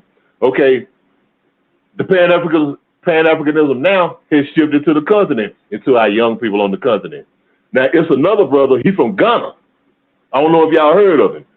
He's from Ghana, and he got a little jam out, and I can't think of the name of it, but I got the song in my playlist. But his name is Fuse OG. Fuse OMG. Have y'all heard of him? He had a song a couple years ago called Brafe, and he was reaching out to Africans in America, like come back home. You know what I'm saying? But they got a jam out now. It's Fuse ODG. Fuse ODG. He's a Ghanaian artist. And and all his music is like Pan Africanism, like linking the diaspora with Africa and everything. So yeah, but Jay Celine's a bad man though, man. He's a bad man. But yeah, and I love his music. And it's another sister she's from Nigeria. Her name is Ina Moore, but she's coming out of the UK. And she just had a song out last year called For My People. Where she's like tying all black people everywhere, all over the world, unifying together, and us coming together, So like the Pan Africanism, like the shift has been back to the continent now with our young people, with the advent of Traore and with the brothers in the Sahel states, and with other leaders coming around now, like joining along with them, and whereas at one time, Pan Africanism was like it started with the diaspora. With Africans here in America, with Africans in the Caribbean, with our great leaders like A. Sylvester Williams and Hubert Harrison, and probably our most underrated Pan-Africanist elder who was from Haiti, Antonio Furman, who was probably the best out of all of them. You know what I'm saying? But yeah, it's shifting now though, man. It's shifting back to the continent where it at first it came from over this way, but now it's shifting back to the continent, man. And it's our young and where it need to be, because like my mama always said, share the story at home and spread abroad. You know what I'm saying? So it needs to take root in the continent, because for a long time, man, look here, Pan Africanism didn't mean nothing in the continent. I mean, it means something for the thinkers, for the theoreticians, for our brain people. You know what I'm saying? But for the people on the ground, it didn't, because they was under so much corruption and neo-colonialism and Western all the shit they was against, that to them, the main thing was how I'm going to survive today, how I'm going to eat today, how I'm going to provide for my family. But see, now that our people eyes are opening, our young people now, we got a young population now who the majority, and like they fed up with the bullshit that our people have been going through on the continent for so long, and they saying we want our freedom now, our independence, our sovereignty. No, we want unity. We want everything that we need to have to make Africa a strong, powerful nation. You know, a united Africa, whatever. And I'm glad to see it shifting there, and I'm glad to see other voices like a Neferkari, you know, and like Fuse ODG and all these other people in the diaspora outside of like America and outside of the West, you know, who are putting Pan Africanism on the forefront now. And I'll pass the mic. Good stuff, Anthony. Thank you for that. Yeah, Trigger Happy said it's ODG Fuse. He said Fuse was so impactful when a Zonto, I guess that's a genre of music, was popular in Ghana. Fun times. He says, I later learned he made conscious music, which was beautiful. I got to write this down. I got to make sure I check out these folks you guys are mentioning. So like Brother Bakari talked about, I'm really trying to do a music project, just like you know, people to listen for who's doing conscious music in the you know, across the diaspora. Maybe creating a top 10 list or something in the future. So I'll keep ODG Fuse in mind. Shout out to Beyond Fair, who's in the chat. I guess he's looking for someone here, but shout out to Beyond Fair for joining us tonight. Is there any last thoughts on this prompt here before we move on to Shoot the Breeze, topic number 3? Yeah, let me say something right quick. Hey, all right, it's just not necessarily this prompt, but the person I was talking about, since I ain't know we were saying names, y'all need to go check out Kirby Sings. Go listen to that one with her and Big Crit, Miss Black America, where you see the black woman and the black man. They two black kids as the president, first lady of this country, and listen to the one she did called Reparations. Her name is Kirby. If you put in YouTube Kirby Sings, listen to that one she did about reparations. I just want to say that. Yeah, good tune. War Drum will get the last word from the chat. He drops the fire emoji about 4 times. So Shooter Breeze topic number 3 tonight says white scholars and even Pan-Africanists alike misinterprets the role of Mansa Musa as a leader of the Mali Empire completely wrong. He was deeply connected to the African mode of production. This, of course, comes with a link that looks like it's going to take us to TikTok. TikTok and you don't stop. So we'll watch this video and then we'll discuss it.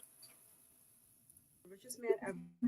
What if I told you that in his world that title didn't even make sense? Grab your brushes or whatever it is that you need. We're about to rewrite the story the internet keeps getting wrong. You probably heard of Mansa Musa, the man the internet calls the richest in history, but that title, it's a Western thing. In Mali's culture, the gold, land, and resources weren't just for his tableau. They belonged to the empire. The king's job was to look after it and use it to keep the whole place thriving. So then why does the West keep hyping up this richest man ever thing? Because Western history loves turning leaders into luxury brands. They measure greatness by how much you own personally and not by how much you protect or build for your people. It's essentially the same capitalist logic that celebrates billionaires today, which doesn't doesn't really fit African communal values at all. In Mande political tradition, a ruler's reputation came from how well they kept the empire strong, united, and prosperous, not how much gold they stacked in their palace. That's why in Mali's worldview, Musa's real legacy wasn't his net worth, it was the schools, mosques, and cultural centers he left behind. And he really did build. Under Musa, Timbuktu wasn't just a trading city, it became a global intellectual hub. He funded Sankore University, where scholars studied everything from law and theology to astronomy and medicine. Imagine the Harvard of the 1300s,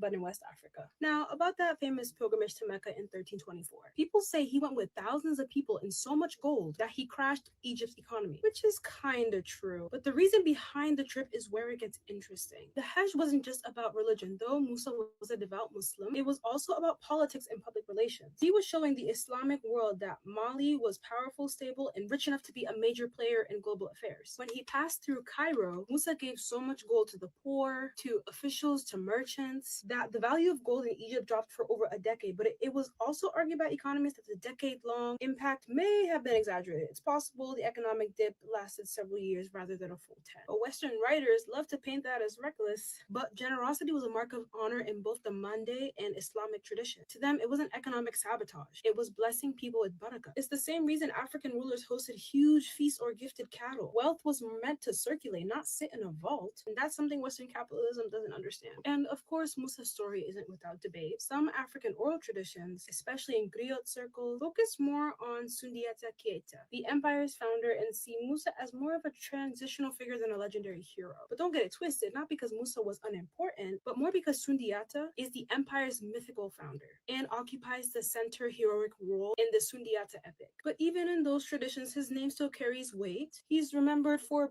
bringing Mali into global conversations, connecting West Africa to North Africa, the Middle East, and beyond. So when the West talks about him only in terms of the richest man alive, it flattens the story. It erases the cultural context, the political brilliance, and the fact that his wealth was never really his to begin with. It's like taking an African communal leader and measuring him by Wall Street rules. Babe, you completely missed the point. Bottom line, Mansa Musa wasn't just a gold hoarder or a walking ATM. He was a strategist, a builder, and a bridge between worlds. So next time someone tries to make him sound like a medieval Jeff Bezos, tell them the truth, babe. He was a steward of Mali's wealth.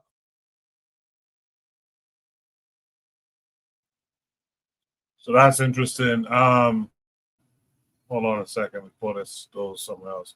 So that's interesting that the prompt says that Mansa Musa is a leader of the Mali Empire, who was deeply connected to the African mode of production. So I guess when we talk about this, we should talk about the mode of production. The traditional mode of production was more communalism, and involved trade that had, far-reaching trade, I guess. Correct me if I'm wrong about that. But I know communalism is the biggest part of the African mode of production. I know it also includes what's the term? Tributes and lineage based wealth and all that kind of stuff. So if you guys have a chance, I know Camjiverse did a video detailing the African mode of production in the past. So that was a couple of things I remember him saying in that video. With that said, let me start with Black Steel on this. Black Steel will know something about modes of production. Black Steel, what are your thoughts on this idea that we get it wrong when we talk about Mansa Musa? Well, thank you for giving me a chance to finish chewing my food, Koku. I appreciate it. Take your time. But excuse me. I think the way history is taught, history is often taught through a Eurocentric lens, right? So even when we speak about African rulers, like to the young lady's point, we understand them in the context of European rulers. And the idea of him, being the richest person in the world, is something that people point to as a source of pride. But also, too, how do we conceptualize wealth, right? How do we consider wealth and things like that? Also, too, looking at, and it's funny because in my school district, our first unit is usually on, medieval Christian Europe, but our second unit is usually on Islam in Africa. So we do talk a little bit about Mansa Musa, and one of the hooks that you can get the kids hooked on is talking about his wealth, because we live in a capitalist society and wealth is valued. But then also, understand when we're teaching the history, we're teaching it through a Eurocentric lens. So what people who are communal, right? Again, like she was saying, well, this should be shared. You determine your wealth on based how giving you are, how much you can give away, how much you can donate to the poor. I know that there are also some cultures in the Pacific Northwest in the United States. They have what they call like a potlatch, where they they get together and they give away gifts to show the wealth of the person who is hosting the party. So I think that goes along with a lot of cultures that are more communal rather than individualistic. But I will say this though, as far as understanding the history, I think I want to hear more from Trigger about him faking being Muslim, because that's a hell of a fake out for you to travel all the way to Mecca, right, and build all these mosques and translate the Quran and learn Arabic. That's a hell of a fake out, right? But I also think that just from my understanding, it's just the knowledge and the wealth that he brought. But also too, I will say this: some people have criticized Musa because of when he brought all that gold into the Islamic world, and word of his wealth reached its way not only via to the Islamic world, but also to the medieval Christian world too. I mean, at this time, Europe was in the midst of the plague. The plague, which decimated about a third of Europe's population. 50 million people dying from the plague. So word of Musa's wealth not only reached the Islamic world, but the Christian world as well. And many people believe it was hearing about Africa's fabulous wealth that made Africa a target. So that's just my thoughts on that. I've heard people mention that once Musa began to spread his wealth, he made it made people realize how much wealth they had.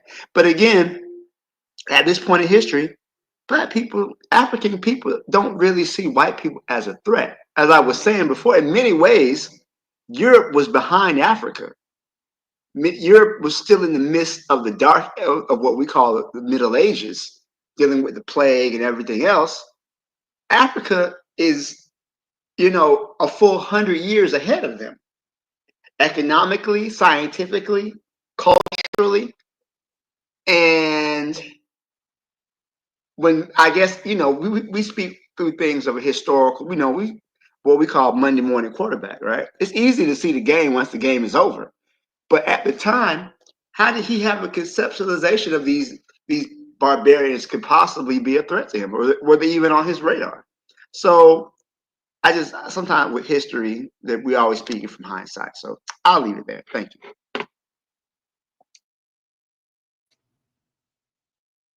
Appreciate that, Black Steel. Hope you get to finish chewing your food there. Trigabi says, I would argue that empires inside of Africa didn't have a need to see them as a threat because they were not as exposed compared to Kemet and Carthage, who were very exposed. With that said, let's hear from RBG, who's active in the chat. RBG would say. Yeah, I'm not with trying to giving, Islamic veneers to African reasonings. I mean, Mansa Musa gave away so much gold that he depressed the whole economy of Egypt. Oh, come on. Like, why? I mean, really? I mean, for all that, why you could have taken a lot to the Congo, like I'm trying to say, bro. Like, that it's just like on its face. No, there's no reasoning to try to after the fact say that it was a good thing. I like Black Steel said, I kind of think that it kind of led to a drawing to the wealth of Africa when everyone's kind of starving and stuff. It what I say in the chat, tricking for Allah, bruh. You gave away all the money to these to them folks and them. You saw some belly dancers, you know, say throw some coins on the ground. What you do? I mean, the thing is, didn't his brother send a mission to the Americas after that? I don't know what it was, or it was I think it was Abu Bakr. I'm sorry, I'm mixing dynasties, my bad. But like that has more merit than giving away all the gold on its face. I cannot agree with it, and I think it couldn't have done good for African people to give away. Everyone loves some good gold. I mean, everyone loves gold. They're having gold statues in Zimbabwe. Everyone likes gold. It's nice. It's fun. It's fun metal. It's ductile. Everyone recognizes it's a special metal. It's the best. In a lot of ways, one of the best things you can give to someone is a good piece of gold. And you want to just like go to Mecca. It's kind of like Malcolm X, you know, going to Mecca. We sometimes we don't bring up that Malcolm too much. And it's like, at that point, I think he was like, I don't think this is it. A lot of it was like, I don't think this is it. You know what I'm saying? Trying to go into that, you know, it's kind of egalitarian and, you know, it's of the book, it's the pilgrimage. And, you know, we all are going on this mission together, head ass kind of energy. And so, like, I'm not with it at all. He took production. He did the right thing for the wrong people. That's as simple as I could have. Hell, like, you know, the connections I mean, again, like, and this is where, and it's just the nature of the world that I think that we have to move from this whole Mediterranean, you know, we have to make the Mediterranean the real belt of Africa. The Central Africa is going to be has to be the future middle world. All travel connections have to run through Central Africa, period. It can't run up through across the desert. Nah, it has to be a hard central in the middle type, you know, energy about a lot of it. And that's that. I think that going, I mean, I think he had a conception of the world. I mean, you can't, you know, I mean, I'm rambling, but I have the worst about it. I don't like it. I'm gonna pass the mic. So let me just try to kind of bring it back, I guess. The prompt is about Mansa Musa, the leader of the Mali Empire, and you know a lot of you are mentioning the criticisms of Mansa Musa going around giving away all his gold to the point that he crashes the gold market, which was in Cairo at the time, right? And like Black Steel mentioned, that is seen by many scholars as the reason for Africa becoming its target 100 or 2 years later. Actually, maybe 300 years, no, 200 years later. And so that's one thing, right? We could criticize him for that, but I think what the prompt is trying to do is shed the light on, you know, if we look at him purely through the lenses of today, we would have a problem in accurately analyzing Mansa Musa in that in the time that he would have reigned and lived, and because he was practicing the African mode of production, which is communalism, which is the wealth isn't hoarded, but you give to the needy, etc. And that's what he was doing. I think the idea is that we are not going to give him his proper due in that he was being, you know, even though he was Muslim, you know, based on the name, etc., he was actually practicing the African mode of production. He was not hoarding wealth. He had wealth, but he wasn't hoarding. He was given to people who needed it. I think the problem, and some of you kind of mentioned it, is he was given to people who would see that as a weakness and become our enemy. So how do we deal with the two things? Two things can can be true sometimes. How do we deal with the fact that, you know, he was kind of giving away all his gold, crashed the Cairo market, probably put a target on the backs of Africans that eventually would lead to the Ma'afa and all this stuff that we've been dealing with for the last however many years, however many decades. But at the same time, he was doing the African thing, which is a good thing, you know, practicing communalism. I am because you are, etc. So I just want to recenter it to the two things, and the two things can be true. How do we deal with it, though? Do we throw him away wholesale, even though he was practicing the kind of, you know, traditional African lifestyle of giving to the needy if you have an abundance? Do we just throw him away completely? So I think that's kind of, if not in whole, at least in part, in good part, what the prompt is trying to really get at. So let's talk about those two things when we respond to it. I'll bring it back around so everyone can respond to it in that way. But with that said, let me hear from Brother Bakari on that.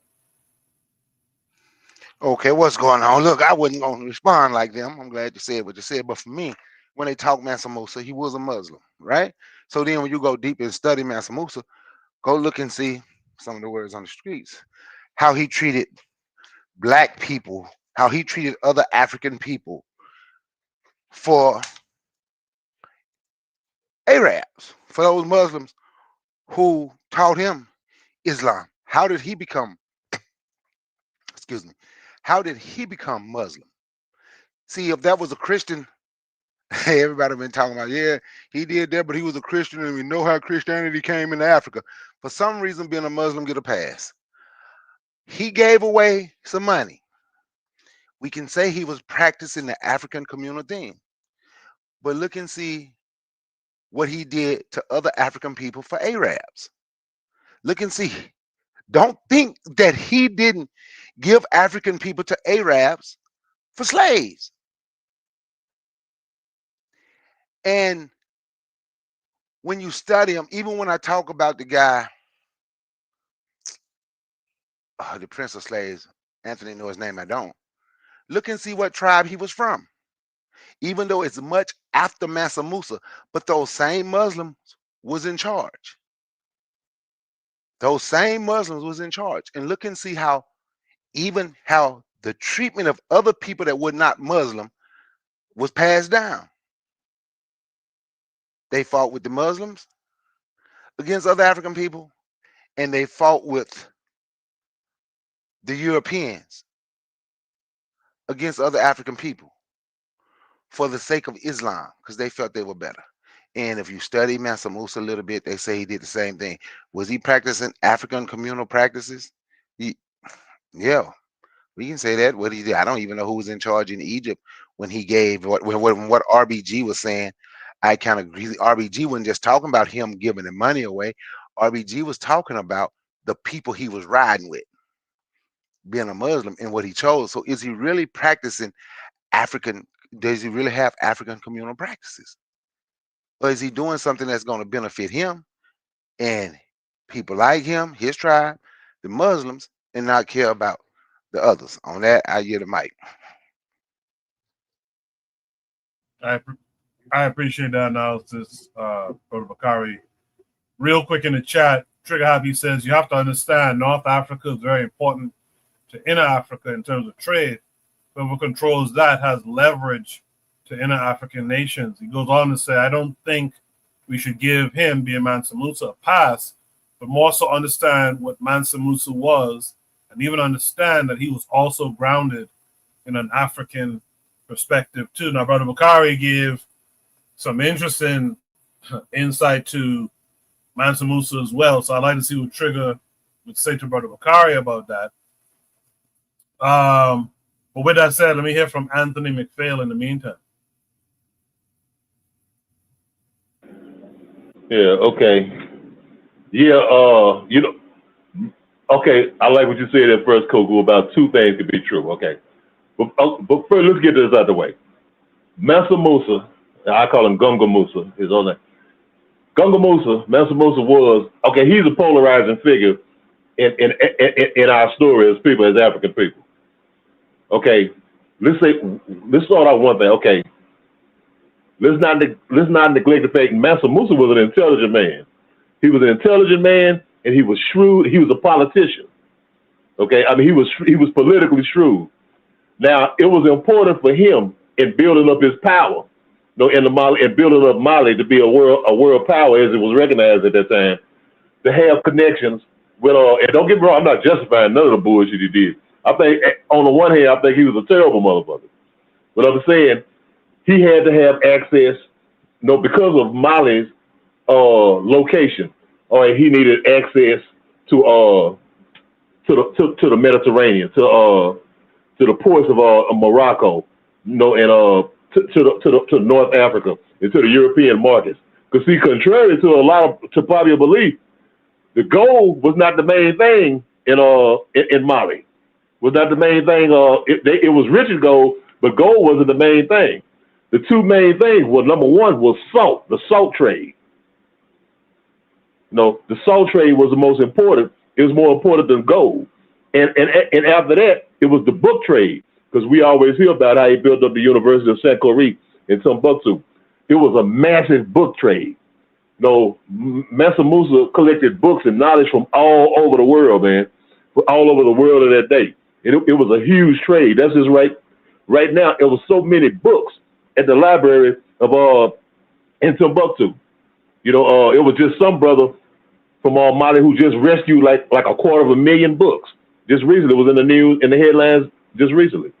But the book trade, the salt trade was even more important than the gold trade. And then after the book trade and the salt trade, it was, unfortunately, it was the slave trade.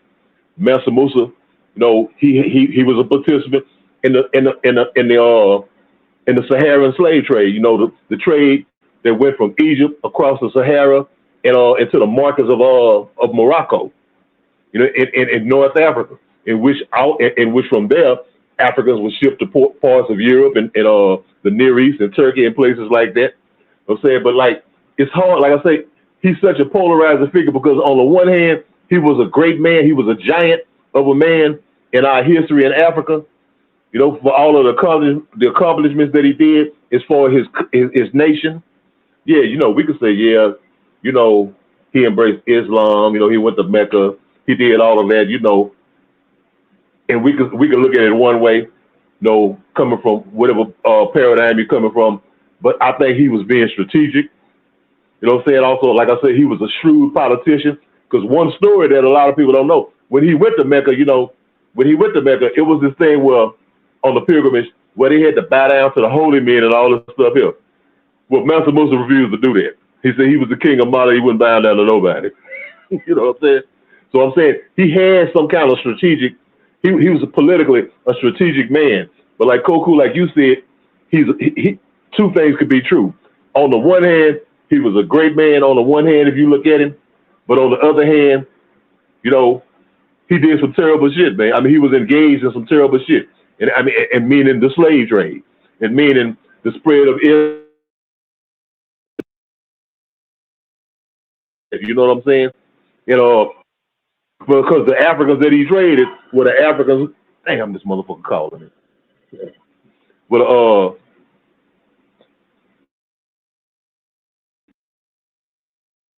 he traded with the Africans who were non-Muslims. You know what I'm saying? Like it was like either hey, you got to get down or lay down. If you ain't one of us. You know what I'm saying? And you got shipped off somewhere else. To somewhere to Morocco or somewhere to Cairo or somewhere to some Arab land far away. You know what I'm saying? So we had to look at him, and that's it. We look at him in two different ways. Both ways we look at him, we're gonna look at him from a Western paradigm, or we're gonna look at him from an Islamic paradigm, like the sister. She a Muslim, so of course you're gonna look at him like that. And for Muslims, black Muslims, we look at him that way. If we black Muslims, but then if we we look at it from a Western paradigm, we're gonna see him that way. But we never see him. We need to learn how to see him from the African paradigm, and just look at him and say, like, yes, on the one hand, he was a great man. that did a lot of great things, you know. And when I say great, I'm not saying nice or loving or whatever, but I'm saying for the things that he did, he accomplished for his people and for his nation. But at the same time, you know, hell, you know, a lot of Germans thought Adolf Hitler did some good shit for them. You know what I'm saying? And other people said, no, he was a devil. But I'm just saying, you know, he like you said, Koku, I agree with you. Two things could be true. You know, we could look at him both ways. We have to look at him both ways. We can't just look at him just one way. You know what I'm saying? I mean, he was me personally.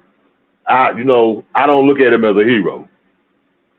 I don't look at him as a hero. I look at him as an important part of our history on the African continent. You know, because you had to take the good with the bad. You know what I'm saying? Okay, he played his role, and his role was a bad role to some degree. But nevertheless, it was a role. You know what I'm saying? Because, I mean, it's just like in Nzinga. We worship Queen Nzinga. You know what I'm saying? But Nzinga also was engaged in trading Africans too. But I'm just saying, so, I mean, two things could be true, man. You know, it was good and bad.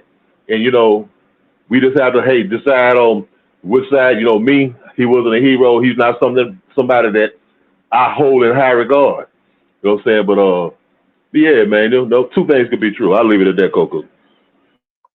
Yeah, good stuff, Anthony. Real quick in the chat, Trigger Happy 262 Plus says, okay, so this is one of the points that I think needs to be contextualized. There's no African empire that had a quote-unquote slave mode of production. If you were a servant, you were likely enfranchised. So the talking point is Trigger Happy. So the talking point of other people may have a different perspective to white Arabs and how they dealt with people. Wardrum says, we can't forget the slave trade was not practiced the same way everywhere. We can't be sure if he, Mansa Musa, knew that. Trigger says, no, I can't agree, talking to Anthony, I can't agree that she was looking at him from an Islamic perspective. She made a clear and cogent analysis of how his wealth was used, and it was clearly the African mode of production. Also, Great House on Twitter has some evidence that argues that apparently Mali was not really involved in the slave trade as much as people think, but I have to look into it, says Trigger Happy. So this is the opportunity for folks to give their... Coco, I got it. Let me respond real quick. Okay. I mean, can I respond real quick? Yeah, go ahead, brother. Go ahead. Okay, all right. Okay, I understand what the people in the chat were saying. Okay, I respect that, but the facts is the facts. Okay, now we're not talking about the slave trade as it was later when the Europeans got involved in it, where it was just this, this massive number of Africans, being trafficked across the ocean. Okay, but you got to remember, the slave trade was way before then. The Arabs had been into the slave trade in East Africa ever since after the rise of Islam, ever since the 600s, 700s. Okay, it started way then, and it was also going on in North Africa too, with these Muslim Arabs, people in North Africa trading with some Muslim African leaders in below the Sahara, beyond the Sahara, in the Kanem Bornu Empire based in Chad and Nigeria. You know what I'm saying? And in the Mali Empire, and even in the later Songhai Empire. You know what I'm saying? In other places, Bagrami and Wadai, I did my study. They was doing trade. They was trading Africans to the Arabs. Now, it may not have been the millions and millions like it was later, but that was a thing. They were trading Africans to the market, the Mediterranean market, where they were shipping Africans all over the Near East, in Turkey, in parts. That's why you see these black people in parts of Russia, in places like that. You wonder where they call them where these people came from. This was from the North African slave trade. They call it the Nilo-Saharan slave trade. I mean, it's well documented, and I've read about it. So I mean, let's not pretend that it didn't happen. It did happen. Can I say one thing right quick, Coco? Then I'm gonna go real quick. I promise. You take your time. Go ahead. What I want to say is, once again, funky nasty ass Arabs get a pass for what they did to black people. They can get a pass. It was practiced different. No, it wouldn't. It was not practiced different. Go look and see how many black people dinglings was cut off. Dealing with them. Then make them be a slave army. It was not done. I understand the European descendant people over here in this country have had their foot on African Americans' necks forever, since we've been here. But to act like what the Arabs did was so much different is just wrong. And we give them nasty bastards a pass. They still have slaves in the Arab world today. And they get a pass. I ain't telling nobody to dislike Mansa Musa. But Mansa Musa was a part of that tribe, that royal bloodline. That's what they did. And when the bastard got caught and came here to Natchez, Mississippi, and lied and said he was a Moor to get out of saying he was an Arab, when they got ready to send him to Morocco, he told them he couldn't go because they would enslave him. Arabs didn't learn from Europeans to treat us like this. Stop giving them a pass.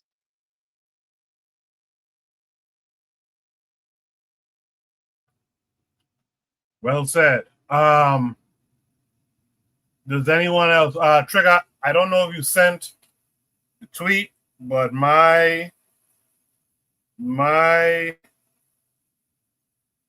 Discord on my desktop is acting up. I noticed this earlier today too. I don't know why it's doing that, but so I can't show the tweet right now. But if you want to bring it back as a topic next week, you could do so. I just can't open my Discord right now. Does anyone else have any last thoughts on this prompt? War Drum in the chat says the Arabs are nothing but white people. It says the original Arab is the Moor. Go ahead. Yeah, just basically that, history, there's critical parts of history and demographics. They have to be, the flesh has to be put on those bones. When we talk about North Africa, it was becoming more and more, the eunuchs and the chopping off of the manhood. Yeah, that will decrease a pop. I mean, that's terrorism. You can imagine how that went down. That had to be a very selective and very methodical process. Otherwise, it wouldn't have happened the way that they did. I mean, otherwise, North Africa would be a lot darker. They chopped away black manhood in order to lighten the population, full stop. So you got to think about the demographics to a lot of it. That's all. It's messed up that I think that we as just in general, I wish we had another scholar. I wish I could be that scholar to write the book, filling in a lot of the gaps in history. Because I think about the gaps in history a lot. That's all I got to say. I can't show the tweet here because, like I said, my Discord on desktop is not working. But basically, I'm looking at my phone. Great House says Mansa Musa is recorded in the Tariq al-Sudan for buying slaves just to set them free. Amongst other acts of generosity he was renowned for. Why would a reputed slave trader buy more slaves just to set them free? So that was the supporting tweet that Trigger Happy wanted me to put up on the screen, that Mansa Musa used his wealth to buy and free some of the African enslaved. I'll ask again, is there any last thoughts with that new piece of information? Is there any last thoughts on Mansa Musa? I only say this is that history can be complicated, right? Historical figures are people too, right? And there's good and there's bad with them all. No one is totally, black, totally white. We all have some things that can be pointed to that can be negative or positive, right? So I think that when we have these discussions, right, not to lean too much toward one side, lean too much towards the other. I think if we can take the whole person and have a better understanding of the whole person, I think we can have a better analysis is all. Appreciate that, Black Steel. In the chat, Wardrum says the gaps are the Hebrews, Moors, and Abrahamic religion. That is the original ingredients of our downfall. Cheryl is in the chat still. She says Mansa had a contradiction. His heart belonged to Africa, but his mind belonged to the sandcracker. Trigger says, also keep in mind, too, that document would shit on Malian leaders that say Mansa Musa was the greatest.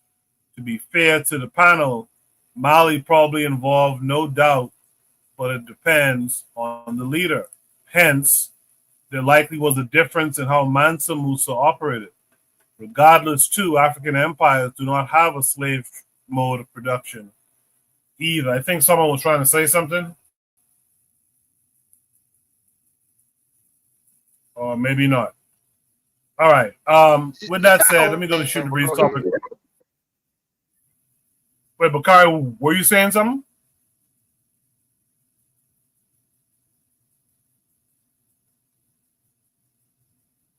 I think there might be a delay with Bakari or something.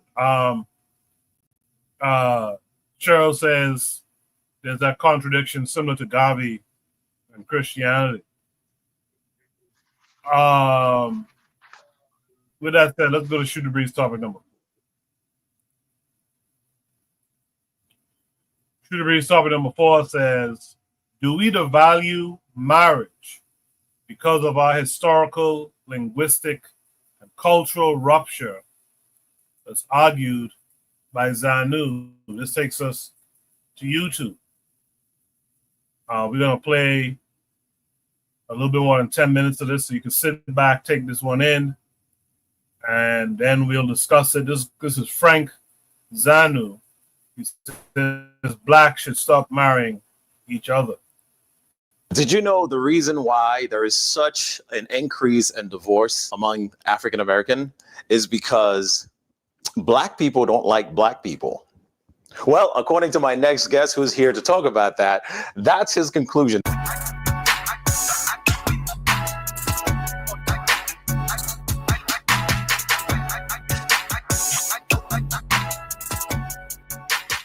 Hey, what's going on, guys? Welcome back to another episode of 2.0. I'm happy to be connected with you. I'm happy to be back on your screen today. And I just want to take a moment to say thank you to all of you who come back week after week to watch our episodes. We really appreciate it. We thank you for the love and support. And if you're new here, we just want to extend the invitation to you to go ahead and hit the subscribe button. And don't forget to hit the notification bell so that every time we release an episode, you will be notified. So today I have a wonderful gentleman in the studio with me today that we're going to be talking about a topic that is very near and dear. I've been talking about this for the whole month, and we had different guests who've been talking about it. And today is just basically a continuation of this topic because he was, grateful enough to have me on his podcast where we had the first episode, we talked about it. And today we're just talking about part 2. So without further ado, ladies and gentlemen, help me introduce on the set of 2.0, my dear friend, Frank Zanu. Frank, how you doing, man? Very good. Hey, welcome to 2.0. Thank you. It's a nice studio. Yeah. Oh, thank you so much. And thank you for coming on the show on Wednesday. Oh, yeah. Quite a spirited discussion. Yeah, absolutely. And as we said earlier, for this month, we've been talking about the divorce epidemic that we are seeing, just in the world, really.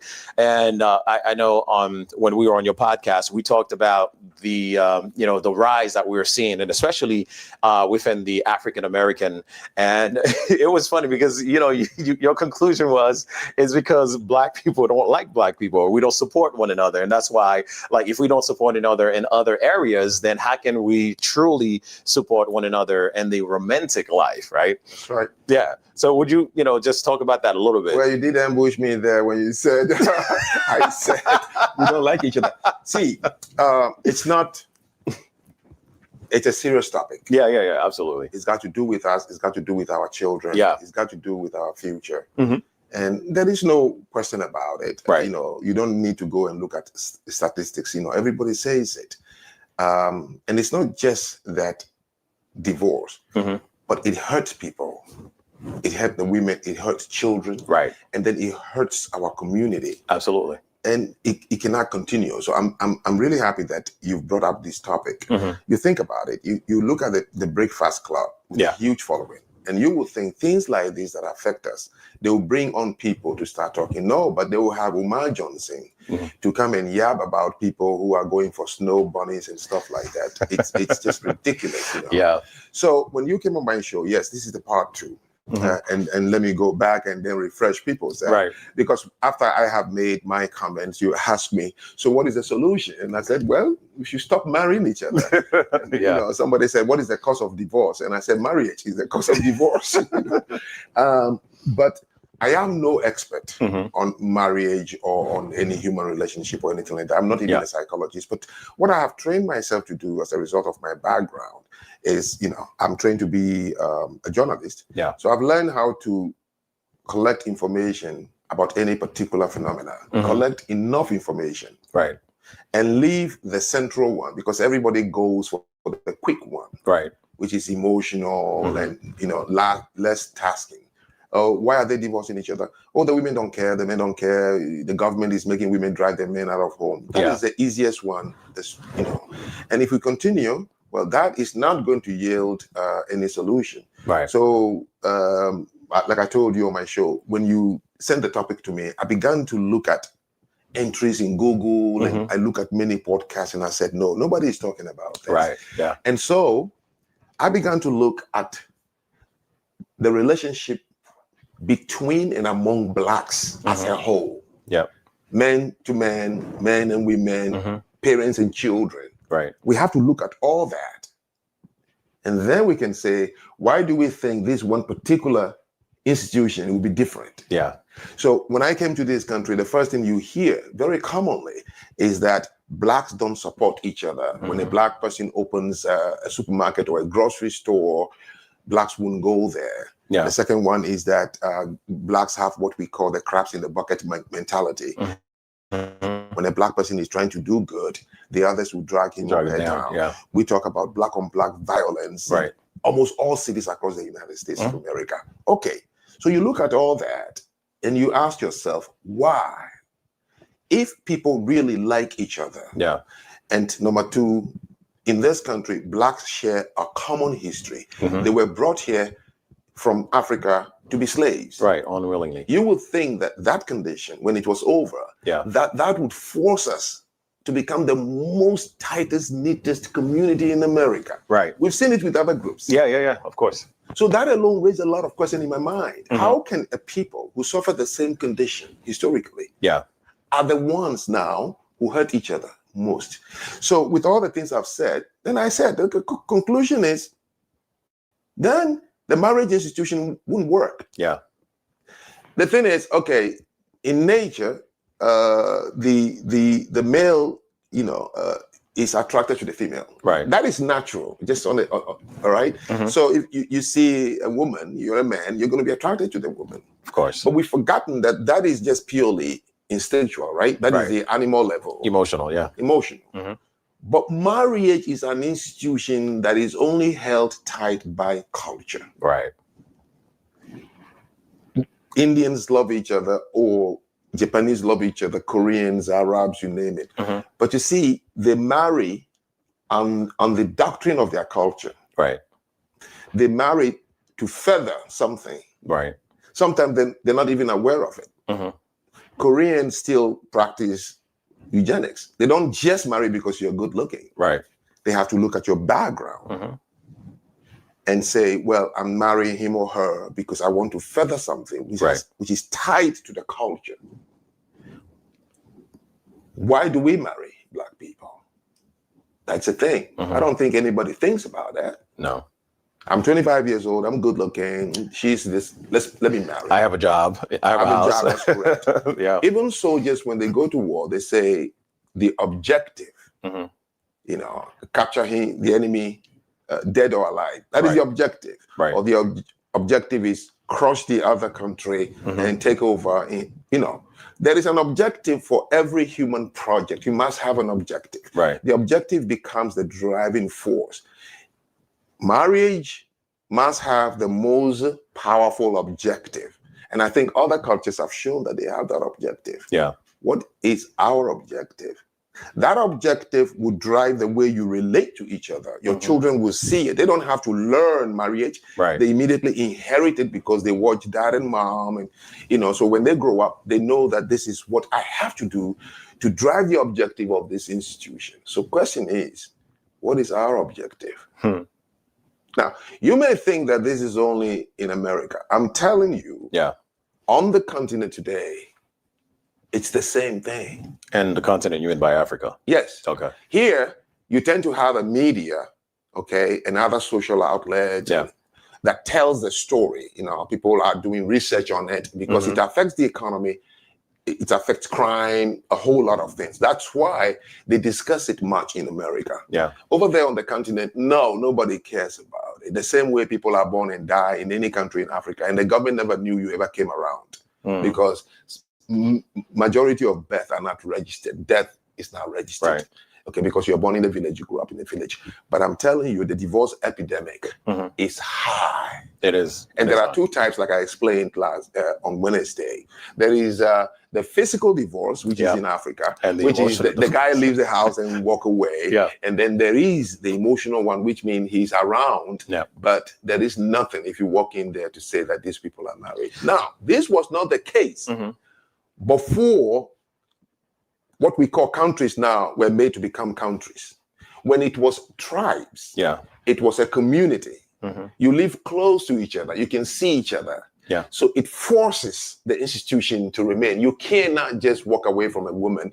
In any community in Africa, they will call you out. They will have you responsible, or they will disassociate you out of the village. They will disown you. But now it's a country. There is no one central culture in a country like Ghana, Nigeria. There's no central culture for the country.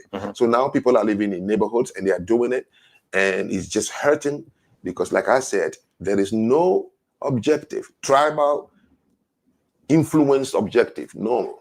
So do you think the loss of culture is the price we pay for evolution? Of course, in everything, the loss of culture. That's why most places that were once interrupted, either by invasion, colonization, or when it is over, the first thing they worry about is to go back and fix what they lost, the culture. If you need to create an artificial one, you create it. Plato said in his Republic that to repair Greek, or the civilization at its worst, is that we must move to a different area where the kids are educated differently. And I think Aristotle or somebody came back and said, but who would educate the young ones? The same infected adults will educate the young ones. So many places, they would have to recreate it. If it's a language, you have to. In many places like India, Hindi is now, the official, the widely spoken language in India. So it kind of unites people, language. So what do you think it all started from? Like, where did we start to lose the culture? Well, as soon as you arrived here, you were taken from different tribes. So let's say one ship would contain more than 30 different tribes that spoke different languages, different culture, different history, everything, customs and traditions. You arrived here as slaves. You cannot practice those traditions, which holds people together, or the customs, or the language. So the culture is gone. Once language is gone, culture is out of window, right? So you don't have anything. So would you say we're still seeking for that culture, or we're still seeking for that very thing we lost? So maybe we don't know that it's the culture that we're seeking. That's the point. First, you have to know what you've lost in order to look for it. Exactly. You need to know. So, I'm a student. I'm a root cause. I always, even when something happens to me personally, I have to look for the root cause. I try hard not to go for the emotional response, which has been fed into me. I'll say, wait, and it can take me years to look for it. I will look for it, because if you don't, it's bound to repeat itself. Now your question is, then what do we do? I know you're going to ask that. Well, I'm never in a rush for solution. I think the diagnosis is 50% the solution. There must be a conversation. There got to be a conversation. But the question is, who is going to bail the cat? Black Americans do not have a leader. It depends on where you go. They said a different leader. Al Sharpton's theory or doctrine is different from Jesse Jackson's doctrine, different from Martin Luther King. Every pocket has its own thought leader, and so you don't have any central theme. Yeah, you don't. Yeah. Well, I think, wouldn't you say like most people would consider that Obama was a leader of the black people? Political leader? To some degree. Well, that's political leader. He's a political leader of the Democratic Party, which is a white party. Okay. So when you're saying the black people don't have a leader, so in what capacity are you talking about? If it's not in any the most realm? important one is a social. See, the black problem cannot be solved with political legislations and stuff. It's a social problem, not a political problem. And now they're trying to solve their social problems with politics. That's why they go out and they have organizations like Michelle Obama get out the vote. Right. Get out the vote for what? What? And that's why when Obama left office, he went on the Breakfast Club, and the question they asked him is, you didn't do anything for black people. And then he sat there for 15 or so minutes trying to justify. And I'm thinking, wasted education. You will think this man, because you didn't ask for anything. Yeah. That's why I couldn't do anything. Then Kamala Harris comes on. The Breakfast Club asked her the same question. And she said, hey, listen, I'm not going to tell you that there's any particular thing I would do for black people. Yeah. And they held that against her. Well, they asked the question, remember when Biden went on the Breakfast Club, and I did an episode on it. And when he was about to leave, Charlemagne said, hey, and you have to come back. And he goes, well, if you haven't made your mind to vote for me, then you ain't black. Okay? And then Charlemagne's response was, hey, listen, I'm just here asking for something for my people. Something, he said. Yeah. He doesn't even have what he's asking. Yeah. Now, the problem we are discussing here, Biden can fix it. The Democratic Party can fix it. The Republicans can fix it. No. A politician can fix it. And that's why I had that conversation with Montel Williams. That I told him, blacks are doomed in this country, doomed forever. Yeah. If they continue voting and waiting on elections to solve their problem. Because their problem is not a political problem, it's a social problem. Yeah. Okay. I was asked to play 15 minutes of that. I did. I gotta respect when someone takes the time to pose the topic for Shoot the Breeze that, you know, I played the entirety of what they wanted us to speak to. The Shoot the Breeze topic number 4 says, do we devalue marriage because of our historical, linguistic, and cultural ruptures, as argued by Zanu? Quite a few comments in the chat.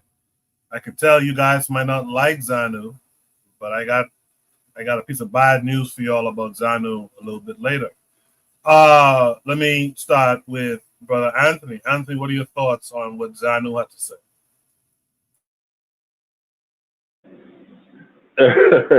Hey, you know what, Coco? I was enjoying it, man. I was enjoying the conversation, man. It was very interesting. You know what I'm saying? But I think what I was thinking, I think he used a small sample size too, though, man. And I don't think it was let me see. Because when he was talking about the marriage thing, I was thinking, I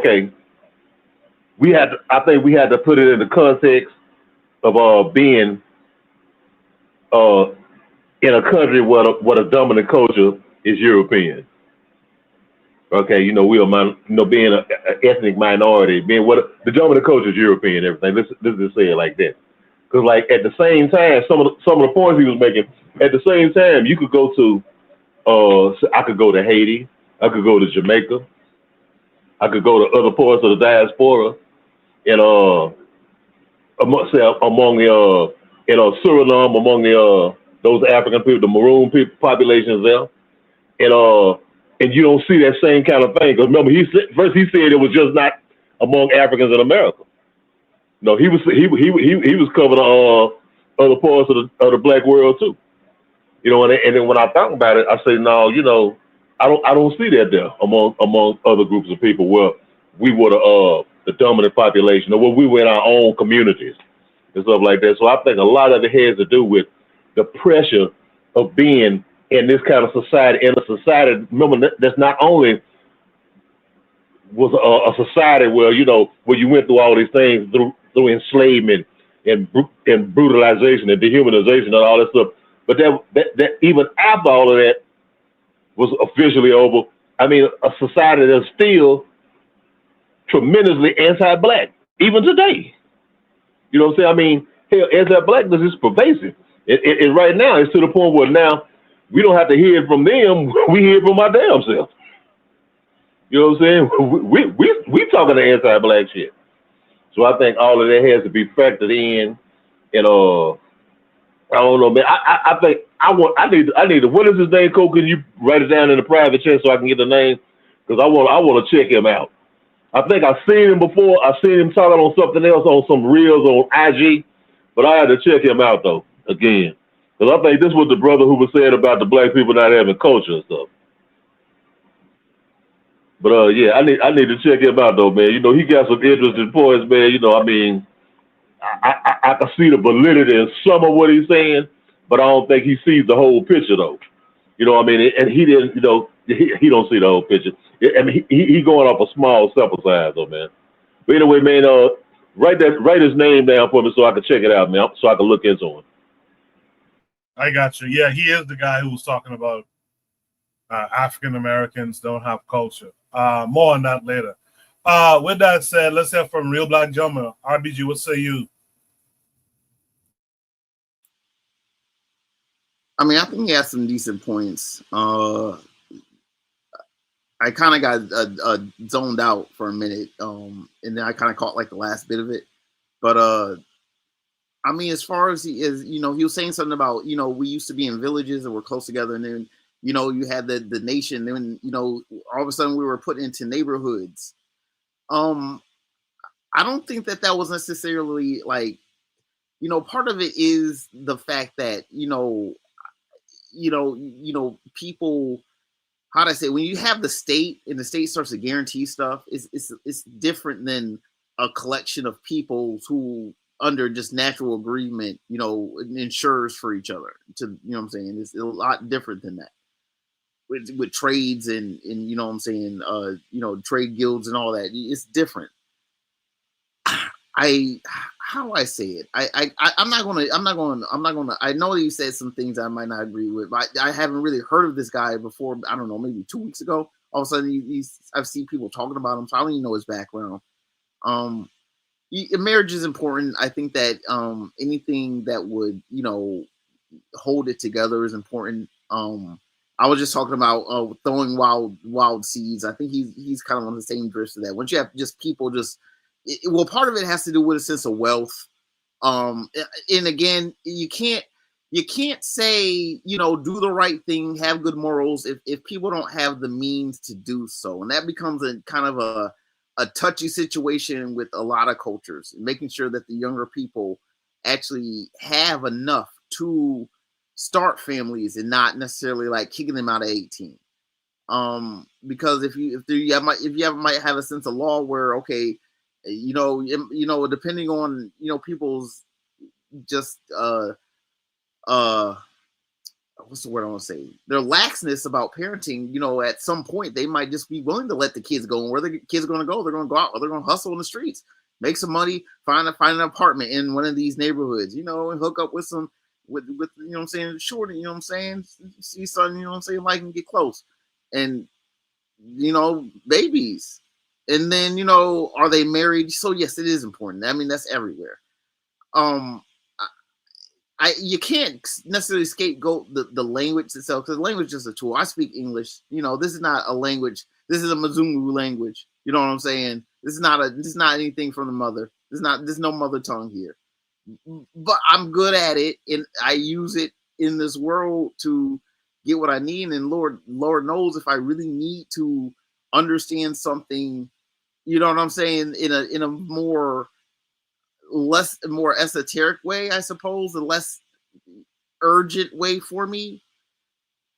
I mean, I can't write and speak Igbo on a job application on my resume and necessarily get unless I find someone who knows and speaks Igbo. You see what I'm getting? And nothing is necessarily impossible. It's just It's just incredibly improbable for it to be practical.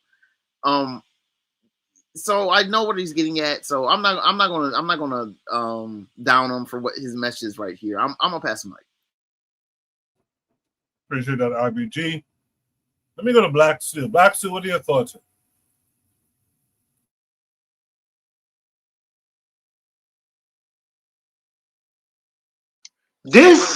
Hold on. This nigga said the reason Black people have high divorce rates is because we don't like each other. Now, I done heard some dumbass shit in my life, but this is pretty high up there, right? So let's be real, right? Black Americans, especially, Black people live in a world where we have an extra level of stress put on us just because of our skin color, right? Almost 50% of marriages in the West end in divorce. Not talking about Black people, man, but just marriages in general. 50%. We don't say white people don't like each other with a 50% divorce rate, but Black people, we just don't like each other. There's no analysis of any socioeconomic factors, anything like that. Oh, them niggas just don't like each other. This is what passes for scholarship in our community. This is stuff that pisses me off because he's literally talking about nothing. He's talking about who's our leader, all the other bullshit. It's bullshit. Black people are poor, right? And that's the reality. Black people are poor. People who tend to be poor tend to have higher divorce rates and lower marriage rates. That's the same across race. This is not something that is brain surgery, right? There was a point within our history, Black people's history, where we had higher marriage rates than white people did. But the truth is, marriage rates across the world, especially across the Western world, have declined on a high level. So what do you say to that, sir? Do white people hate each other because they have high divorce rates? It's so stupid when you say it. It makes no sense. Because if I'm divorcing you, you goddamn right I don't like you. I'm divorcing you. But to say as a culture we don't like each other, and then he's talking about who our leader and our cultural leaders. When have we ever had one singular leader? We've never had a singular. This is the leader of the white people. This is the leader of the Black people. I don't know if anybody remembers that episode of Family Guy where Peter Griffin is wearing that sash, calling himself king of the Black people. Like, what, is that what we're looking for? We're looking for somebody to put on a crown and say, I'm the leader of the Black people, right? We live in a capitalistic society where our value is measured by our wealth, right? And what we're able to produce. And then you have a people who are on the bottom of that socioeconomic system, oppressed, locked out of wealth, and then we're wondering why their marriages don't work. Oh, they don't like each other. What the fuck? What are we what are we talking about right now? This dude, I cannot take this dude seriously. And he's sitting there on the couch and smiling and shit. Man, get the fuck out of here, man. I can't. We don't like each other. No, that's not, and we should stop. And that's not the point. Black people, we all we got, man. I'm sorry. There's no escape valve. You know, I hear a lot of people talking about marrying outside your race and this and that. Man, that's not a solution. There's no large group of people outside our race who are gonna sit up here and marry us and love us. We all we got. If Black people don't love each other, then nobody else is gonna love us. So this idea that people aren't marrying or whatever is bullshit, first of all. But just the whole premise that we just don't like each other. No, it's not those liking each other. Black people are oppressed, okay? And we are under a great deal of stress and scrutiny in this society. They just recently Just recently in the United States, right? When Trump was reshuffling all the government agencies, 300,000 jobs were lost made by Black women. Imagine the stress that's going to put on some people's families, right? They lost their jobs, they lost their health care. Now you got stressed people who have to worry about how their housing, things like that. All of this is happening right now. But yet you have this all this unemployment and other social factors. Oh, they just don't like each other. What the fuck? Huh? This is almost like a Thomas Sowell level analogy of bullshit. So I done said my piece. I'm just, ugh, I can't. I'm gonna go ahead and finish my food. I'll let somebody else speak. Thanks. All right. I knew Black Steel was going to bring it. You all did so far, but I really want to hear what our most recent panelist has to say about it. Our sister Cheryl. Cheryl, how are you this week? Hello, can I be heard? Yes, ma'am. Good evening. Yes, ma'am. Okay, hey, how y'all doing? Good. Thanks for coming So, through. yeah, no problem. This guy, okay, this guy's just, first of all, he's all over the place. Like, I can't, because first he said he was talking about marriages and Black Americans not valuing marriage. Then he said we have the highest divorce rate. And we like, I just want to know because he's saying a lot. He's saying we have we devalue marriage. That's what it was. So is it that we devalue marriage and we don't get married at all? Or is it that we get the most divorces? Or is it both? And what is he comparing that to? What's the comparative analysis? Like he's just saying he's spoken like a person who just immigrated to America who has no historical context. And a lot of people tend to do that. A lot of first generation like immigrants tend to do that when they don't have a historical context. That's just like if you drop me off in the middle of Mali and I see some people like I don't know, like just really, really, really dirt poor. And I just think that, oh well, these people, this small group of people is dirt poor, so that means they all must, they must be a certain way. It's so like half-assed on his part, and being as old as he is, he should know better than that. And you would think, people with that are given the platform that he's given would know better, but they don't. They're like children. He's a child. He what he's trying to say, and I think someone said it in the chat. He's trying to um he's trying to say, this is me just being nice, but I think he's trying to say that the West has an impact on how we view marriages. And someone did say that in the chat, and how we value things. And then he said, well, we're experiencing it in Africa too. But you just said that divorce rates are higher among Black Americans. So are they higher among Black Americans, or is it like the same across continents? Like, is it the same on the continent? Like, it's a little confusing when he's talking, but I don't even think he knows what he's talking about. And that's what I think. A lot of people may get offended, but I truly don't think he knows I don't think he knows what he's talking about. Then he said something about Obama, and like, I'm not sure if he was quoting somebody or something, but he said, well, Obama didn't do anything for us because we didn't ask. Like, what? What is he talking about?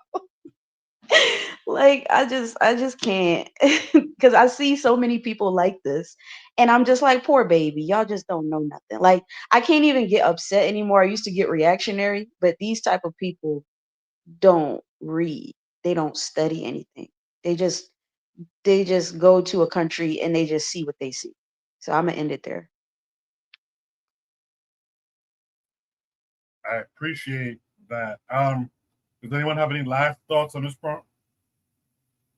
I always remember what Kwame Ture says. He says, when you make an analysis and you leave out the oppressor, you will always come to an incorrect analysis because you will blame the oppressed for all their problems. That's what he's doing, basically. He's basically making analysis without the oppressor. And we got to do better, man. It's 2025. Appreciate that, Black Steel. I'm guessing that from everything I see in the chat and on the panel, I'm guessing that you guys don't particularly like Frank Zanu. But just bear with me. We have one last topic for tonight. That'll be Shoot the Breeze topic number 5. Shoot the Breeze topic number 5 says, I, the person who posted this, I agree and disagree with this. This is in reference to African American culture. So this takes us to TikTok. 2.5 or 2 3/4 of a minute. Let's watch it. Let's discuss it. They have no culture. African Americans in this country are the only groups. They have no culture. It depends on who you meet, where you meet them. But currently, there's not an African American culture. No. Yes, there is. What is it? Name 2 value systems in the African American culture. Value system? Yes.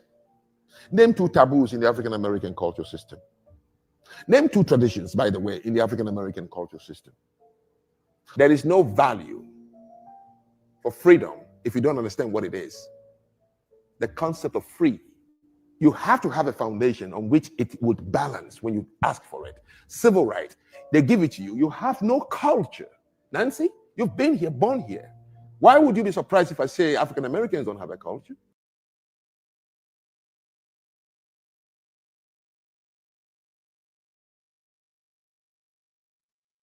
Okay, I don't know what happened there. Give me 1 second.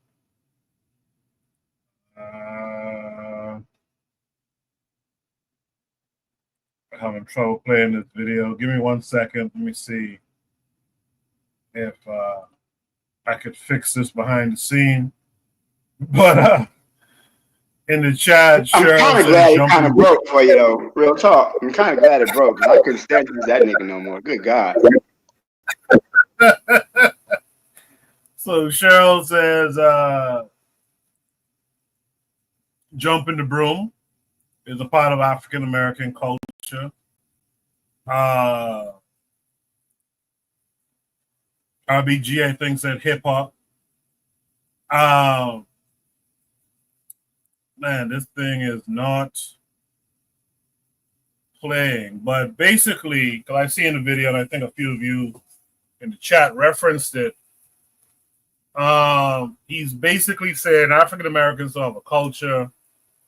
What are the norms? What are the taboos? And she's Haitian American. The interview was Haitian American. So to be quite fair, she might not have been the best person to ask.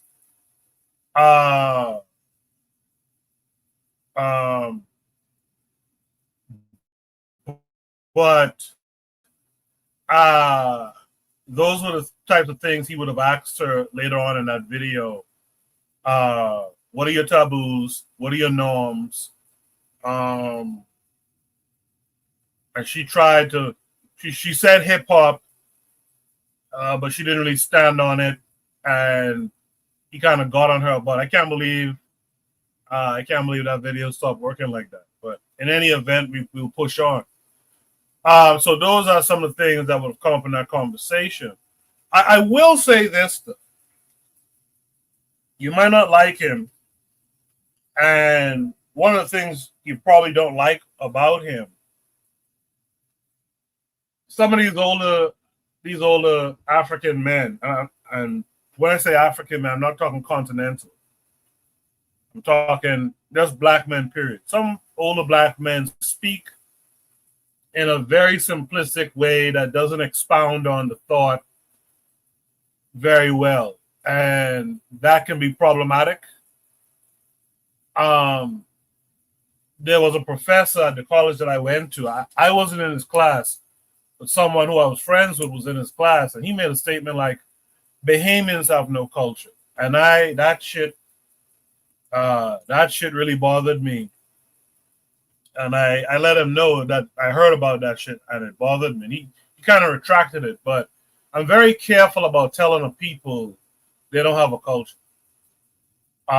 What this guy Frank might be saying is you might not have a unified culture in America. And I'll use the example of W.E.B. Du Bois. I think it was John Henry Clark who mentioned it, but it was mentioned that when he did his dissertation for his PhD, his thesis was on the Philadelphia Negro. And I know Cheryl will be familiar with the Philadelphia Negro, but his thesis was on the Philadelphia Negro. And the idea was that the Philadelphia Negro, so to speak, was so different from other Negroes at the time that it was dissertation worthy. So I don't know if this gentleman, Frank, if that's what he's kind of getting to, that because, down south is one thing, out west is another thing, the East Coast is another thing. Maybe that's what he's getting at. Like, what's the cultural thing that binds everyone? And just to mention, hip hop was created just over 50 years ago. So it's kind of hard to say, well, hip hop is the culture, and different groups of people participated in that creation. So I will try to give him the benefit of the doubt that he's speaking in that old man, Caribbean, old man, African, maybe old man, American thing. But he's simplifying it just a bit too much. And you should never really tell people they don't have a culture. So with that said, I just try to set the table there. We still have a few of you with us. I'm going to start with Real Black Gentleman on this one. Real Black Gentleman, what say you to what the brother Frank was talking about?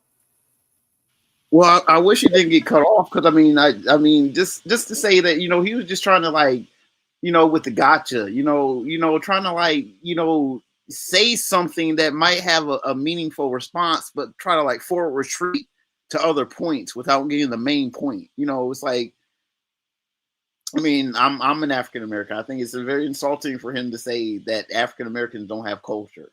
Just full stop. There's no way you can sit here and say that.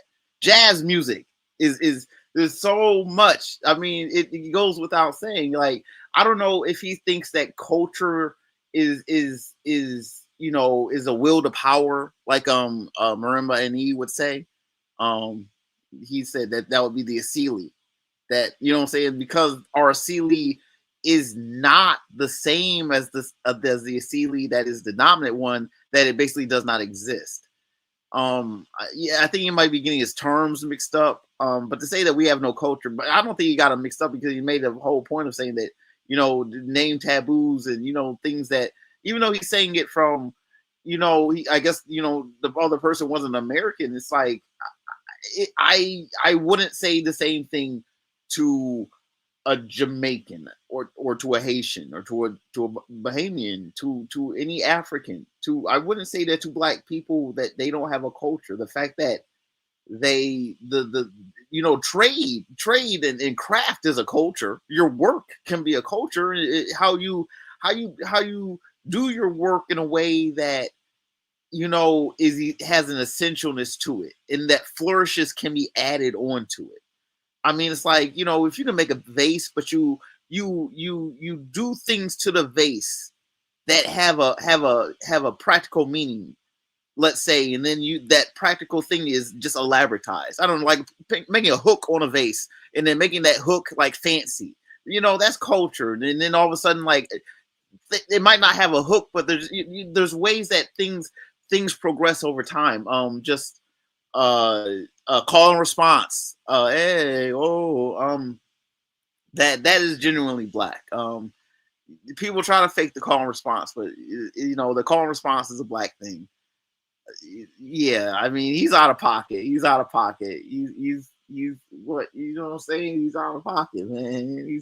I can't go to wherever his land is and say that, nor that I want to at all, because I will be spending too much time soaking up the culture and learning something new, you know, and trying to, you know, trying to not be bored and just trying to, you know, walk free and stuff.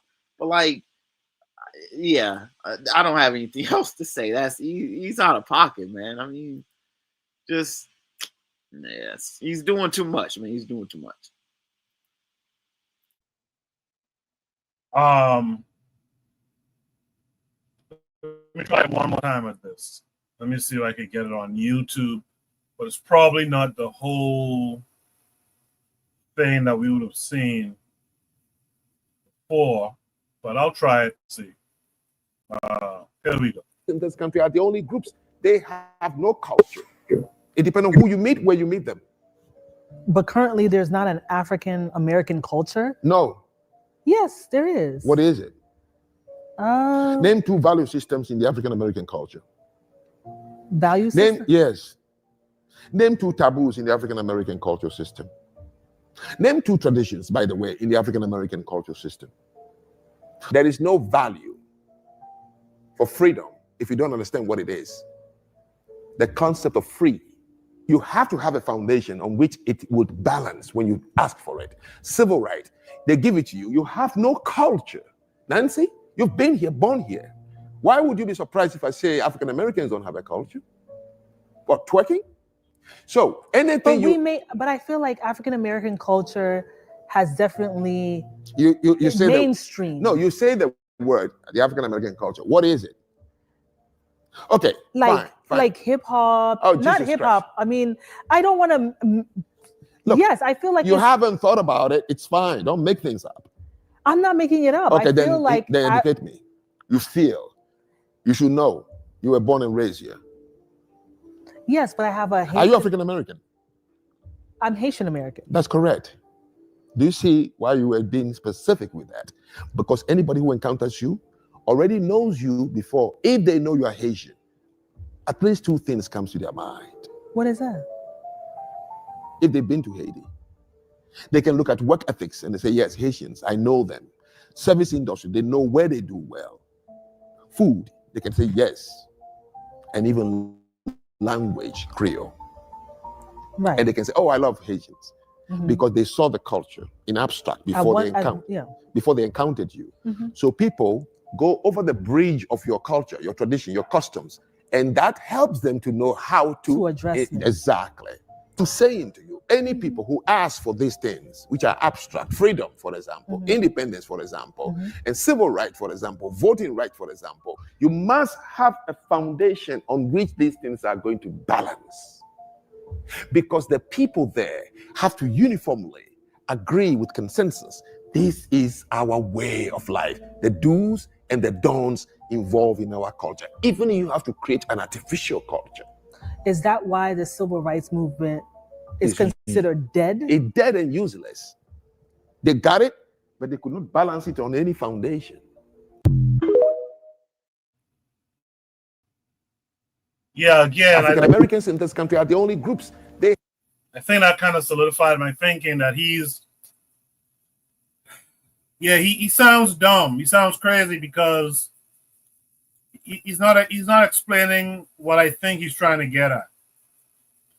So, like, you know, someone said in the chat, food and language, but the Southerner doesn't say the same things as the Northerner. Doesn't eat all the same foods. Like, if he was trying to say there is not and even then I don't know if he'll be correct, but if he was trying to say there's not a cohesive thing, I could more understand that. But again, even that might not be correct. I think he's trying to say something without even knowing how to say it. That's all I could say. But I could be wrong. You guys tell me. Who did I talk to? I talked to Real Black Gentleman. Let me talk to Black Steel next. Black Steel would say. Whoo boy. Koku, you owe me for this. Listen to this dude twice in a row. I'm dying on the inside. All right, so culture from the Wikipedia, right?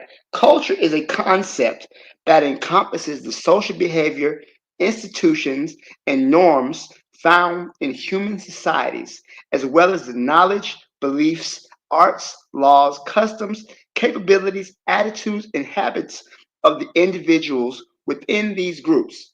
Okay, so I'm Black American. My great great grandfather was a slave in South Carolina, right? Like I'm going way back.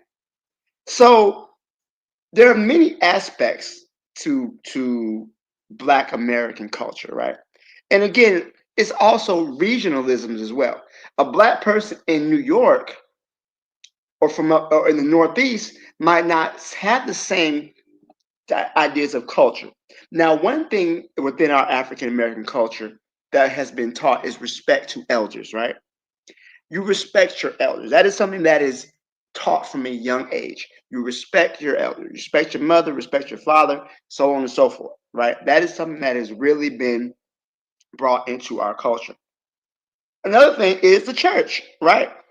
So many African, good or bad, if you go to church, there's certain songs that we sing in church. Even now, I can remember hearing my grandmother sing, "He's a battle axe," and I know what to say. If he's a battle axe in the time of a battle. If you know, we know because that's our culture, right? The call and response, real Black gentleman mentioned before, right? There's certain songs, cultural norms that we have within Black people.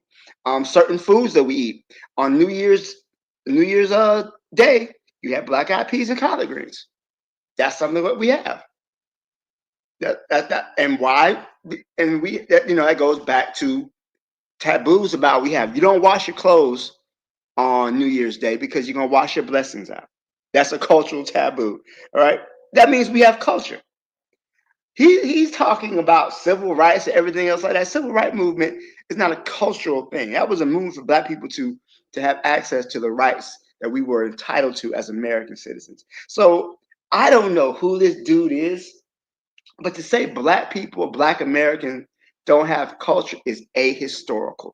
Literally, the musical foundation of the United States is based off of Black people, right? Going all the way back to jazz, to blues, to ragtime, okay? You could even say,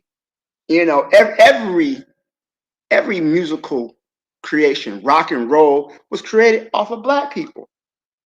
Poetry, you have Langston Hughes poetry, you have plays by Lorraine Hansberry and all the other people who contribute to the artistic legacy of African Americans.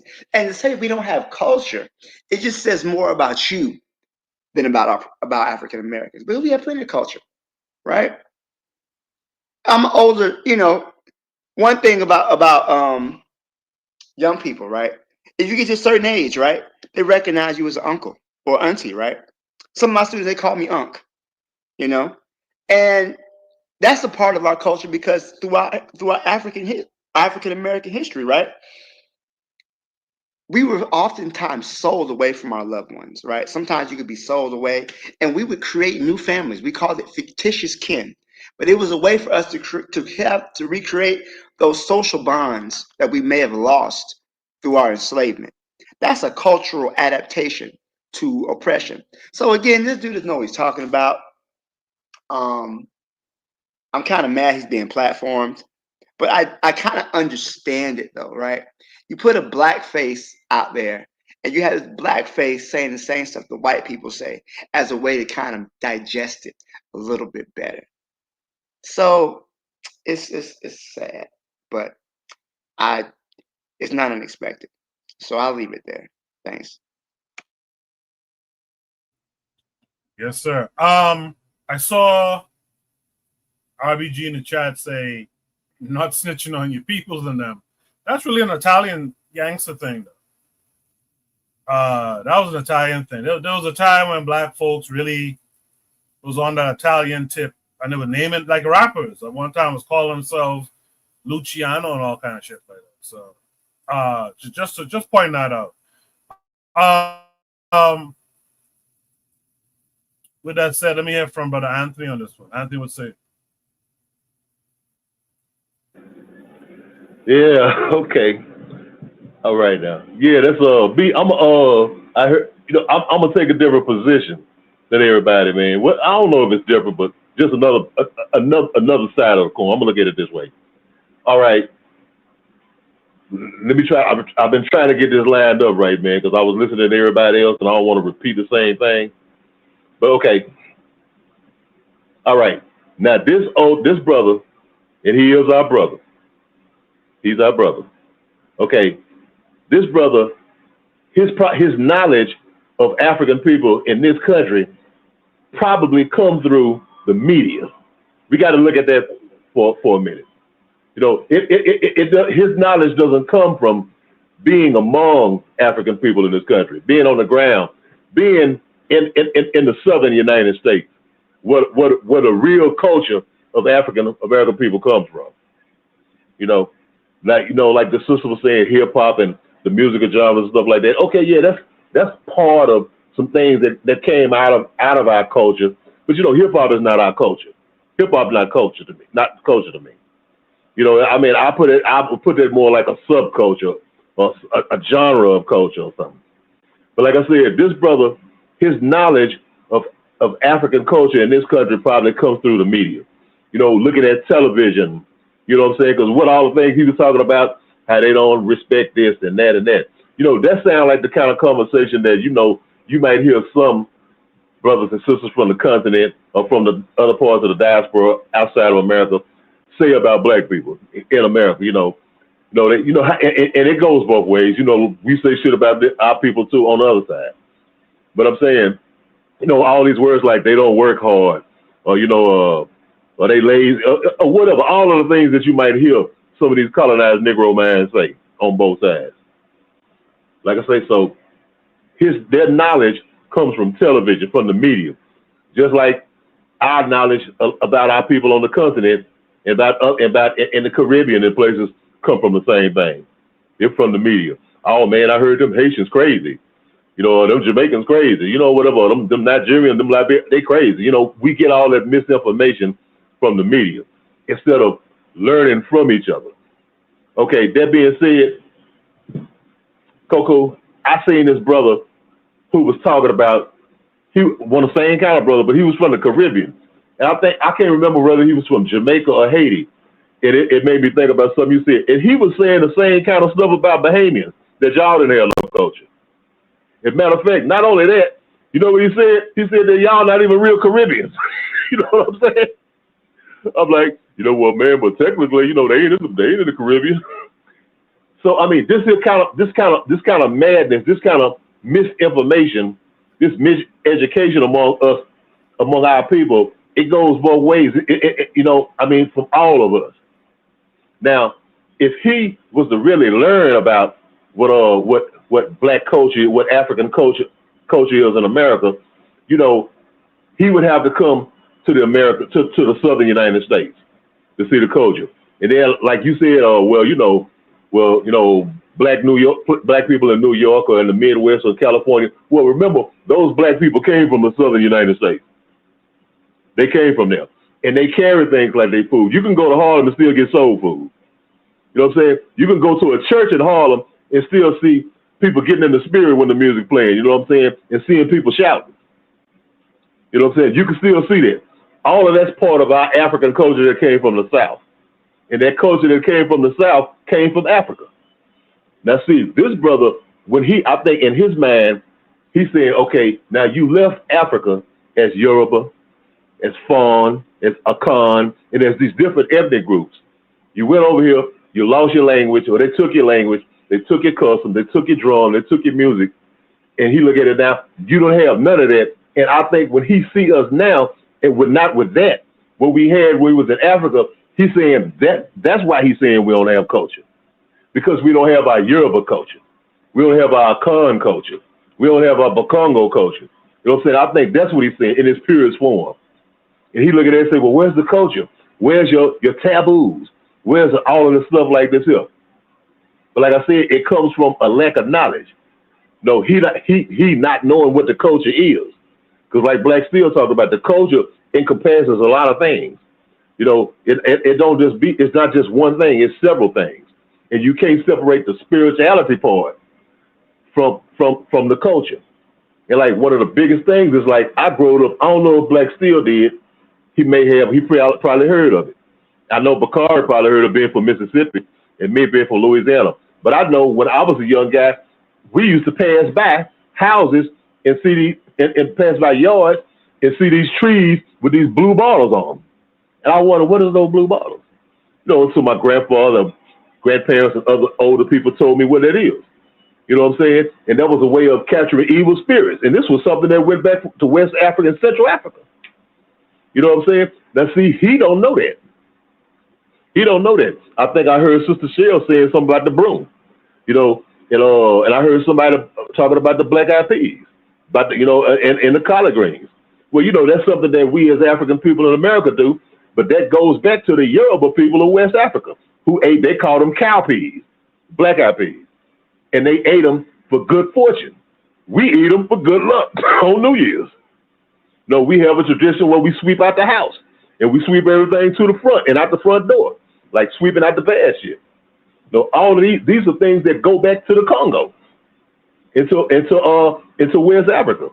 But see, he don't know that because he hasn't taken the time to study that. Or he's talking to a young lady right there. I think she's a Haitian sister. You know, she probably is not in depth about the culture. You know, or know as much. You know, so it's easy for him to like catch her like a deer in the head, like, you know, and she like wanting well, damn, what do I say now? Hip hop. You know what I'm saying? But it comes from a lack of information, a lack of education, a lack of information. It's the same thing, like, you know, remember that prom we had where they had the brother here, the African American brother, the preacher, saying, Africans, y'all got to do better. Y'all ain't built shit. Y'all ain't built nothing over story tall. You know what I'm saying? And the sister talking about y'all worshiping trees and all that stuff. You know what I'm saying? A lack of information. Now, what if he'd have heard that shit? You know what I'm saying? Them telling him that you Africans ain't got no culture, that you ain't never built nothing. Well, I'm saying because it's that media thing. We don't take time to learn from each other. You know what I'm saying? To learn what the culture is. You know, you got to learn. You can't just walk up and just see the people like Sister Shell said, you know, you just dropped off in the middle of Mali somewhere and seen some poor people, whatever, then form an opinion off of that and not knowing the history, not putting things in context. But that's why I said I wouldn't go jump on the brother because I'm going to let him, I got to put it in context. I would sit back and observe and listen to what he say and see where it's coming from. And I seen where it's coming from immediately. It's because he don't know. No, he don't know the culture. You know what? Half of us don't know our own culture. You know what I'm saying? Us on this panel, we know things. But I mean, a lot of us don't know our culture. Some of the stuff I say, or Black Steel will say, we talking about the church songs, you know what I'm saying? Probably they have never heard of that kind of stuff. You know what I'm saying? You remember Koku, we did the ring shot videos and stuff. A lot of our people forgot about that kind of, our young people, you know, because it's been such a long time since we been really into our culture like that. You know, with this, with media and all this new wave, being flooded with all this new wave bullshit. No, that's really, that helps destroy culture. But yeah, man, it's just because he don't know. And I ain't saying nobody give him a pass, but I mean, I had to look at it and say, no, I'm not gonna get to the emotional part for me. I ain't talking about nobody else. But I'm just saying, and I have to understand that this brother looking at things through a colonized mind. You know what I'm saying? Just the same way as we do it. Now, if it had been a white man saying that, we'd have been saying, you know what? You know, we'd have had, well, you know, you don't know nobody. You don't know what he's talking about. He ain't never studied nothing. He don't know nothing. Well, you know, that brother haven't neither. And the fact is, most African brothers and sisters who come here, they didn't come over here to study African people's culture over here. They came to get a job, to make a living, to provide for their families, whatever. You know what I'm saying? And, you know, they got fed media bullshit about us, and we got the same thing about them. But we didn't ever just sit down to learn and talk to each other. Now, you know, you got some of us do. You know, like there was a brother, what's his name? He wrote a book. I got a book called Black Nationalism. Brother from Nigeria. His name escaping me now. Black Steel might know him. but he was a friend with Dr. Clark. But he's from Nigeria, and he wrote a book called Black Nationalism, where he was studying about the Nation of Islam and movements, in America. No, he actually wrote a whole book about us. And so what I'm saying is, the study, the knowledge has to be passed on. The studying has to be done. The education has to be passed on. Well, we could get rid of that kind of mindset. We could get that kind of mindset out of our people, from their side and from our side. And I'll leave it right there, man. I really appreciate that, Anthony. And I think between you and what the matron is saying, which I have up on the screen. By the way, shout out to the matron. Make sure you guys are checking out her weekly readings, man. Don't leave her hanging without checking out those weekly readings. But the matron says he is looking at other people groups and comparing what he sees to African people. This is a non-starter, as we have a unique experience unlike other people groups. We have diverse cultures. And that's kind of what I was getting at. Again, W.E. Du Bois doesn't write about the Philadelphia black man, or Negro as he would call them in his day, unless there was something different about them. And that's regardless to whether their people migrated from the South. There was something different. Like Chicago. Chicago has all these problems. I was just talking to Brother Bakari about that during the week. All these problems. Most of the people from Chicago are from the South somewhere. But there's something different going on. And therefore, there isn't a culture, but there's a diverse culture. I don't think, if he had said that, I wouldn't have had a problem with what he was talking about. Acknowledge that there's a diversity of culture. The West Coast, remember those old videos we watched where those black folks in California didn't want the Southern black folks to come? Remember what they said? It's a different culture. You see what I'm saying? It's a different culture. They didn't want the Southern black, and those people were probably from the South themselves originally. And I think the point I'm trying to make ultimately is, like, we gotta speak with nuance, man. Anthony mentions whoever it was who was trying to diss or knock the Bahamas, but the Bahamas is 700 islands and keys. We have an underlying unifying culture, but you know what? There is some little differences between someone from Nassau, like me, the capital, versus someone from Exuma. There is slight differences. So you would have to say in that context, there's somewhat of a diversity or diverse culture going on there because we're separated by islands, right? But that's the real point. I mean, that's not the point of the post, I'm sure, or who posted it. But the thing I would like us to decide doing is really speaking with proper nuance when we talk about each other. We tend to talk in these blanketed statements, and that doesn't help us. Sister Cheryl, did I hear from you? No. So he said a couple of things that I thought were interesting. And I wasn't really paying attention to it, but he said something about civil rights. Civil rights was the foundation. I'm paraphrasing, but civil rights was the foundation of Black Americans. And then once we got away from that, that's when the culture, that's when we started not having a culture. And then he said that, well, you mentioned the thing about Black people in Philly are very different. And I think I know what he's driving at. I could be wrong, but I kind of get the same thing. Like when I talk to people like in the South, it's like when they hear me talk or when they hear the type of things I talk about, they kind of get a little like uneasy. And I'm not saying all people in Philly are like this, but people in Philly are very direct. They're very straightforward. They're not about civil rights. They're not really about like, oh, let me go hold this white person's hand.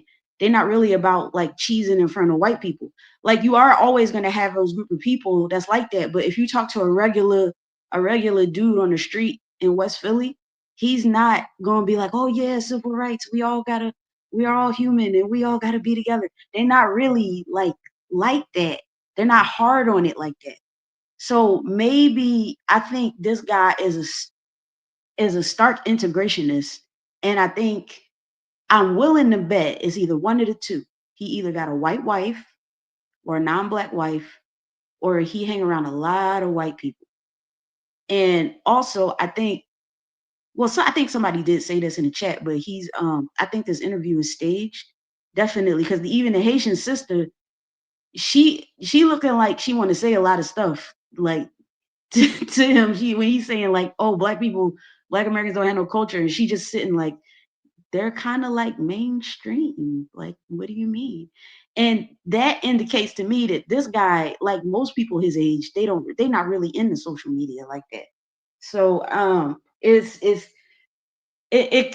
why I say it could be staged, but then again, I know a lot of people his age that's from his background that sound like that. So more to the thing about Philly, I just see that correlation between, because like when you talk about civil rights down here in the South, people are like, yeah, civil rights, that's what Martin Luther King fought for. Da da da da da da. When you go up north, it's you see some of it, you see some of that, but not really. Not really. So I think maybe that's what he's getting at, and I think people in Philly make him feel a little uneasy. And I'll end it there. I appreciate that, Cheryl. Afro Native World, shout out to him in the chat. He says, is he alluding to there isn't a national African, quote unquote, American culture? And that's what I'm getting at. I think that's what he's trying to say, but he's going about it a real awful way. With that said, man, Jose has been waiting for a while here. Jose, how are you this week? Hello, can you hear me? Hello? Yes, sir. Yes, sir. I can hear you. What's going on? I'm okay. I'm okay. I was listening. I just got out of bed. And I was smoking a spliff, so I missed a part. But I wanna share some thoughts about the not having a culture. So I'm into this FBA.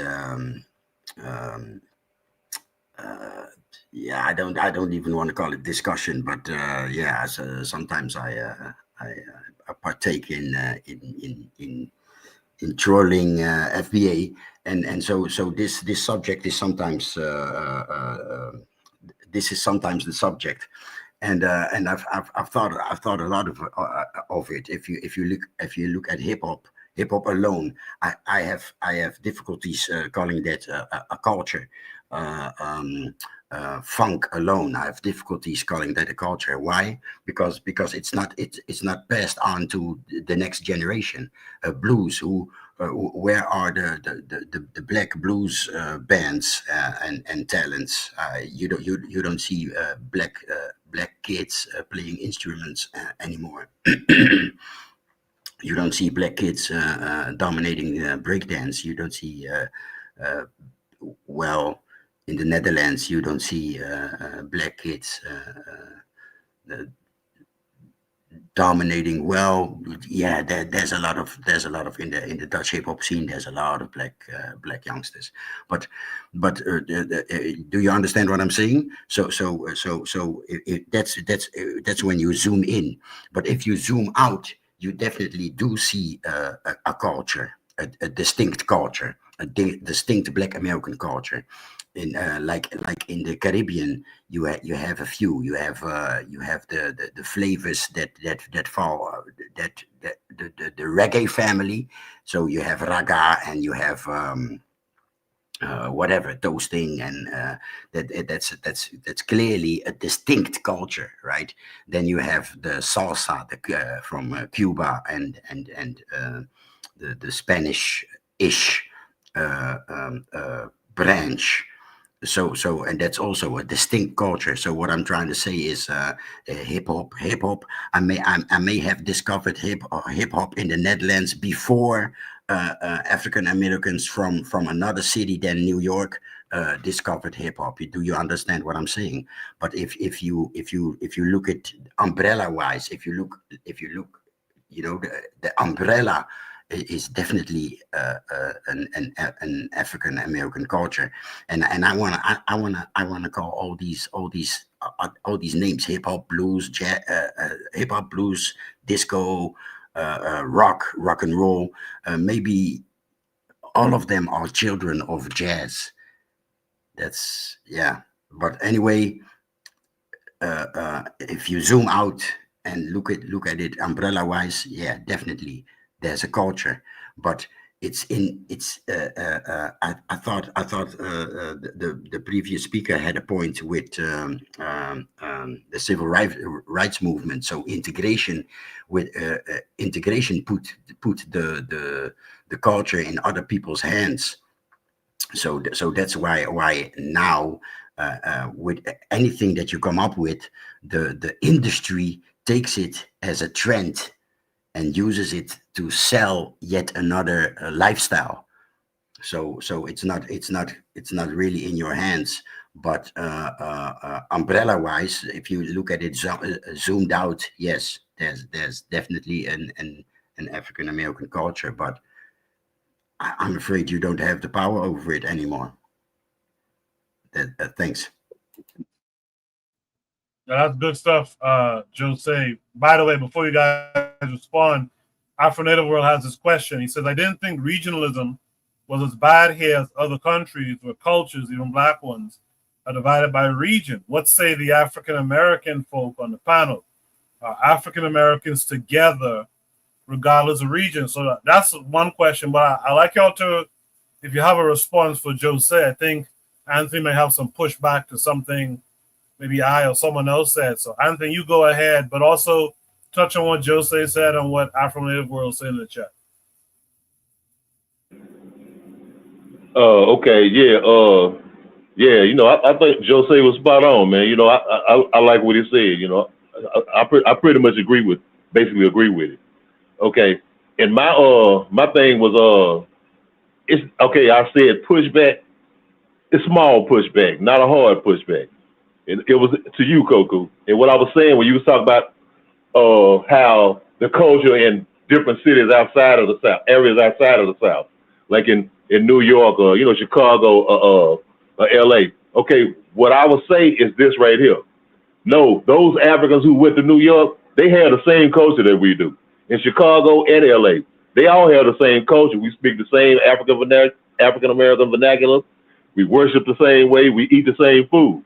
Now, they may do it with a New York accent, or they may do it with a Midwest accent, with Chicago, or with a California accent. And like you was talking about the black people in Cali who didn't want those black Southern, those people from the South coming there. I don't think that was a cultural thing to me. I think that was an economic thing. Because remember, at that particular time when Africans were going to California in the 40s, 30s and 40s, this was when they had that the shipbuilding, the Navy industry, the military industry going on out there. And a lot of black people was getting jobs in those Navy yards. That's how a lot of black people came up. Black brothers had jobs in those Navy yards, in other related jobs. And what happened was those people had established themselves and they didn't want competition. You know what I'm saying? These Negroes coming from down there, it's only a few of us getting these jobs. Now we got to contend with these people coming up here. You know what I'm saying? I think it was more of an economic thing than anything, not a cultural thing, because those people ate the same damn food. They went to the same church. They worshiped the same way. They were the same people. Yeah, they was out there and they probably had throw a little twist to it, but it was the same thing. You know what I'm saying? I think it is like a uniform. It is an African American culture, but it's just like what Dr. Sheikh Anthony Diop said when he was talking about the cultural continuity in Africa.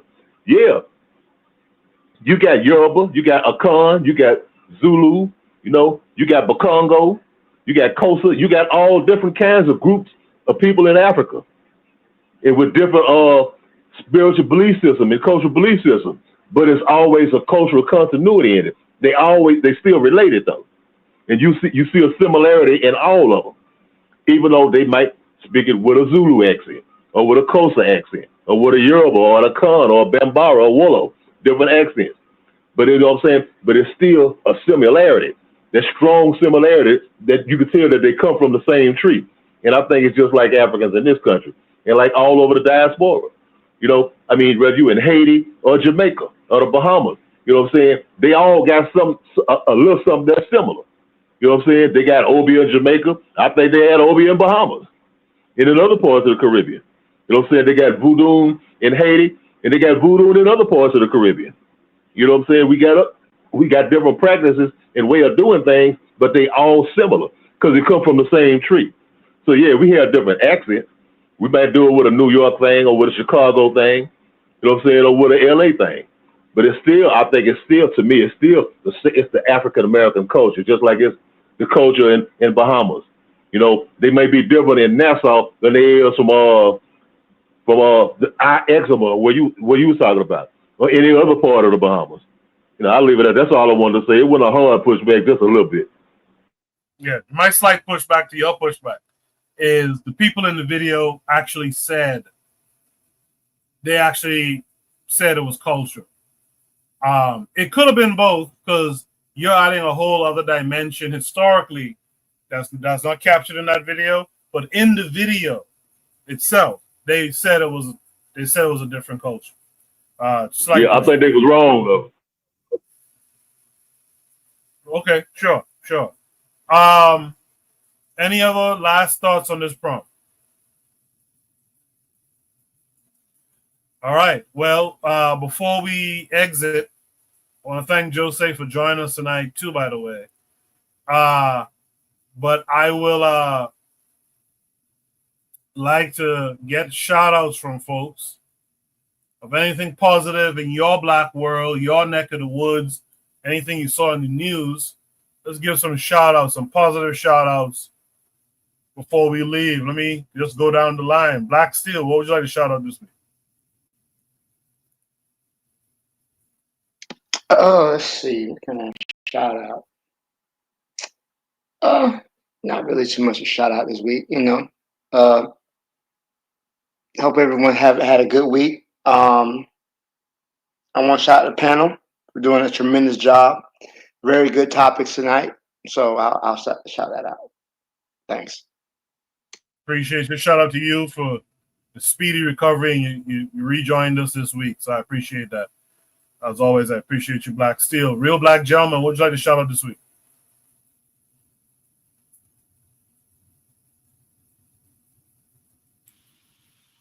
I'm kind of in the same boat. I'm trying to think, you know what I'm saying? Just I ain't trying to shout anyone out necessarily. I'm happy, you know what I'm saying, that I think people are I think people are, you know, black people are, we're I think we're getting over a lot of this stuff. I think the just the younger generation, I think the generational gap is closing in a way. Even though you might have these outliers, I think that slowly but surely a lot of these messages that we're trying, that are, you know what I'm saying, that, you know what I'm saying, our ancestors, our scholars have been trying to tell us, slowly but surely. You know what I mean? It's uneven progress. You know what I'm saying? Sometimes I think it's like, you know, 4 steps, you know what I'm saying, forward, 2 steps back. All right, 3 steps forward. All right, 2 steps back. All right. You know what I'm saying? It seems like there's a lot of, but you know what I'm saying, overall, a lot of it is just, you know, a sense of perception. You can only tend to pay attention to a couple things at a time, and then everything else gets lost. And you know what I'm saying? You can't see a setback, a temporary, like, you know, detriment as, like, you know what I'm saying, precursor to everything else. You gotta always keep your focus on the big prize. So I was going to give a shout out for black people trying to keep your eye on the big prize. Appreciate that, RBG. By the way, chat, this is your time to post your shout outs for something positive. I'll read them on the air before we leave. With that said, let me hear from Sister Cheryl. Cheryl, what's your shout out for the week?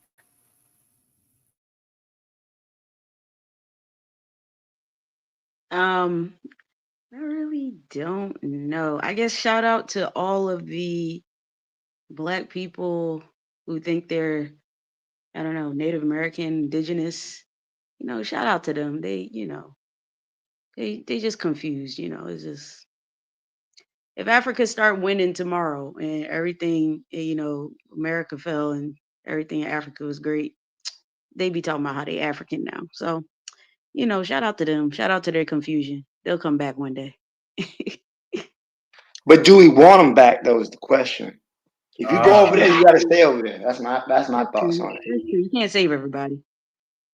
Can't save everybody. So Appreciate that, Sister Cheryl. Shout out to your husband too, by the way. Shout out, Jose. What would you like to shout out this week? Shout out to the Trump administration and the European Commission for destroying their image and themselves. What I've been guessing for a long time is that they have no choice than to fight. As with bloodshed did they come to power, and with bloodshed will they defend their position. So I just hope it takes some time before they get there, time enough for our people to get out and watch the show from afar, how they destroy each other in yet another quote unquote world war. So yeah, shout out to these apes.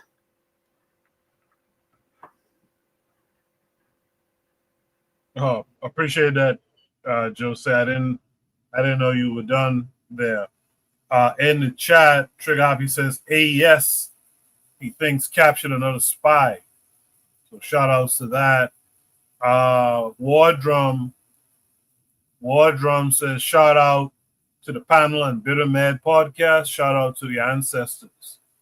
Afro Native World says, shout out to the Dodos. I'm not sure what that would be. But shout out to them. He also says for the complimentary couples interview. Okay. The Dodos. Cheryl says that's me. I need Cheryl to explain that to me because I'm a little bit lost there. yeah, that was we did a complimentary couples interview on abibitumi.com. Oh, okay. I didn't know that. Drop me. You're on the Discord, right? Drop me a link and I'll check it out. I appreciate that. So Afro Native World, I hope you knew that was Sister Cheryl and her husband when you said that. I'm guessing you did. So appreciate that. Last but not least, Brother Anthony, what would you like to shout out this week? Okay, man. Yeah, I just want to shout out everybody on the panel, man, and in the chat, man. You know, peace to everybody, and shout out to Buana, man. We miss you, Buana. Yeah, shout out to Buana. I didn't hear from him. I hope all is well on his side. I'll have to remember to reach out to him. My shout outs to Brother Bakari, actually. Last Sunday, Brother Bakari reminded me, I'll try to be brief, but he reminded me that, you know, you gotta work on your mind. You have to work on the toughness of your spirit and mind. And he reminded me that I had begun researching the 1 meal a day diet. And I kind of fell off of it. I think that's when my father got sick.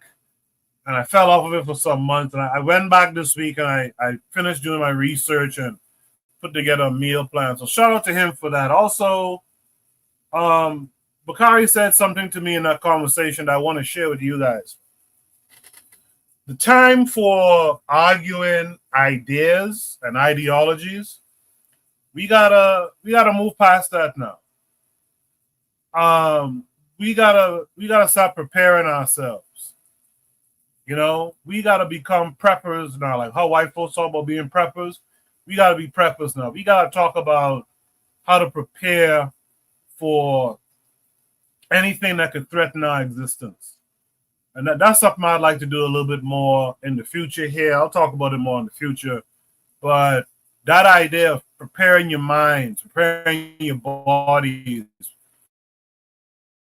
preparing yourself in a tangible way. Make sure you have those tools of warfare and the mindset of warfare. We got to start doing that more.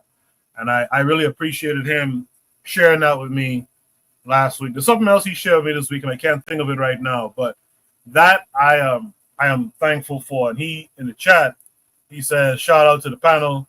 Shout out to Coco for hosting every Saturday. Shout out to the chat. So I shout out to all of you who come here every week and have these discussions. I hope that you'll bring more people along in the coming weeks, coming years. But yeah, it's time for us to become preppers and really prepare ourselves for what's next. And so for that, I shout you all out, and I hope that you guys will join in that endeavor. But Bakari will be doing a live tomorrow. Make sure you check him out. He's talking about bug out bags and other things you need. Like Bakari said to me earlier this week, most people don't even know what should go in a bug out bag. That's important now. We got to talk about those things. We'll be back next week. It'll either be me or Jackadero. By the way, shout out to Jackadero. It'll be me or Jackadero. But in the meantime, man, thank you all for being who y'all are as African people. And I'll talk to you guys in the near future. Peace.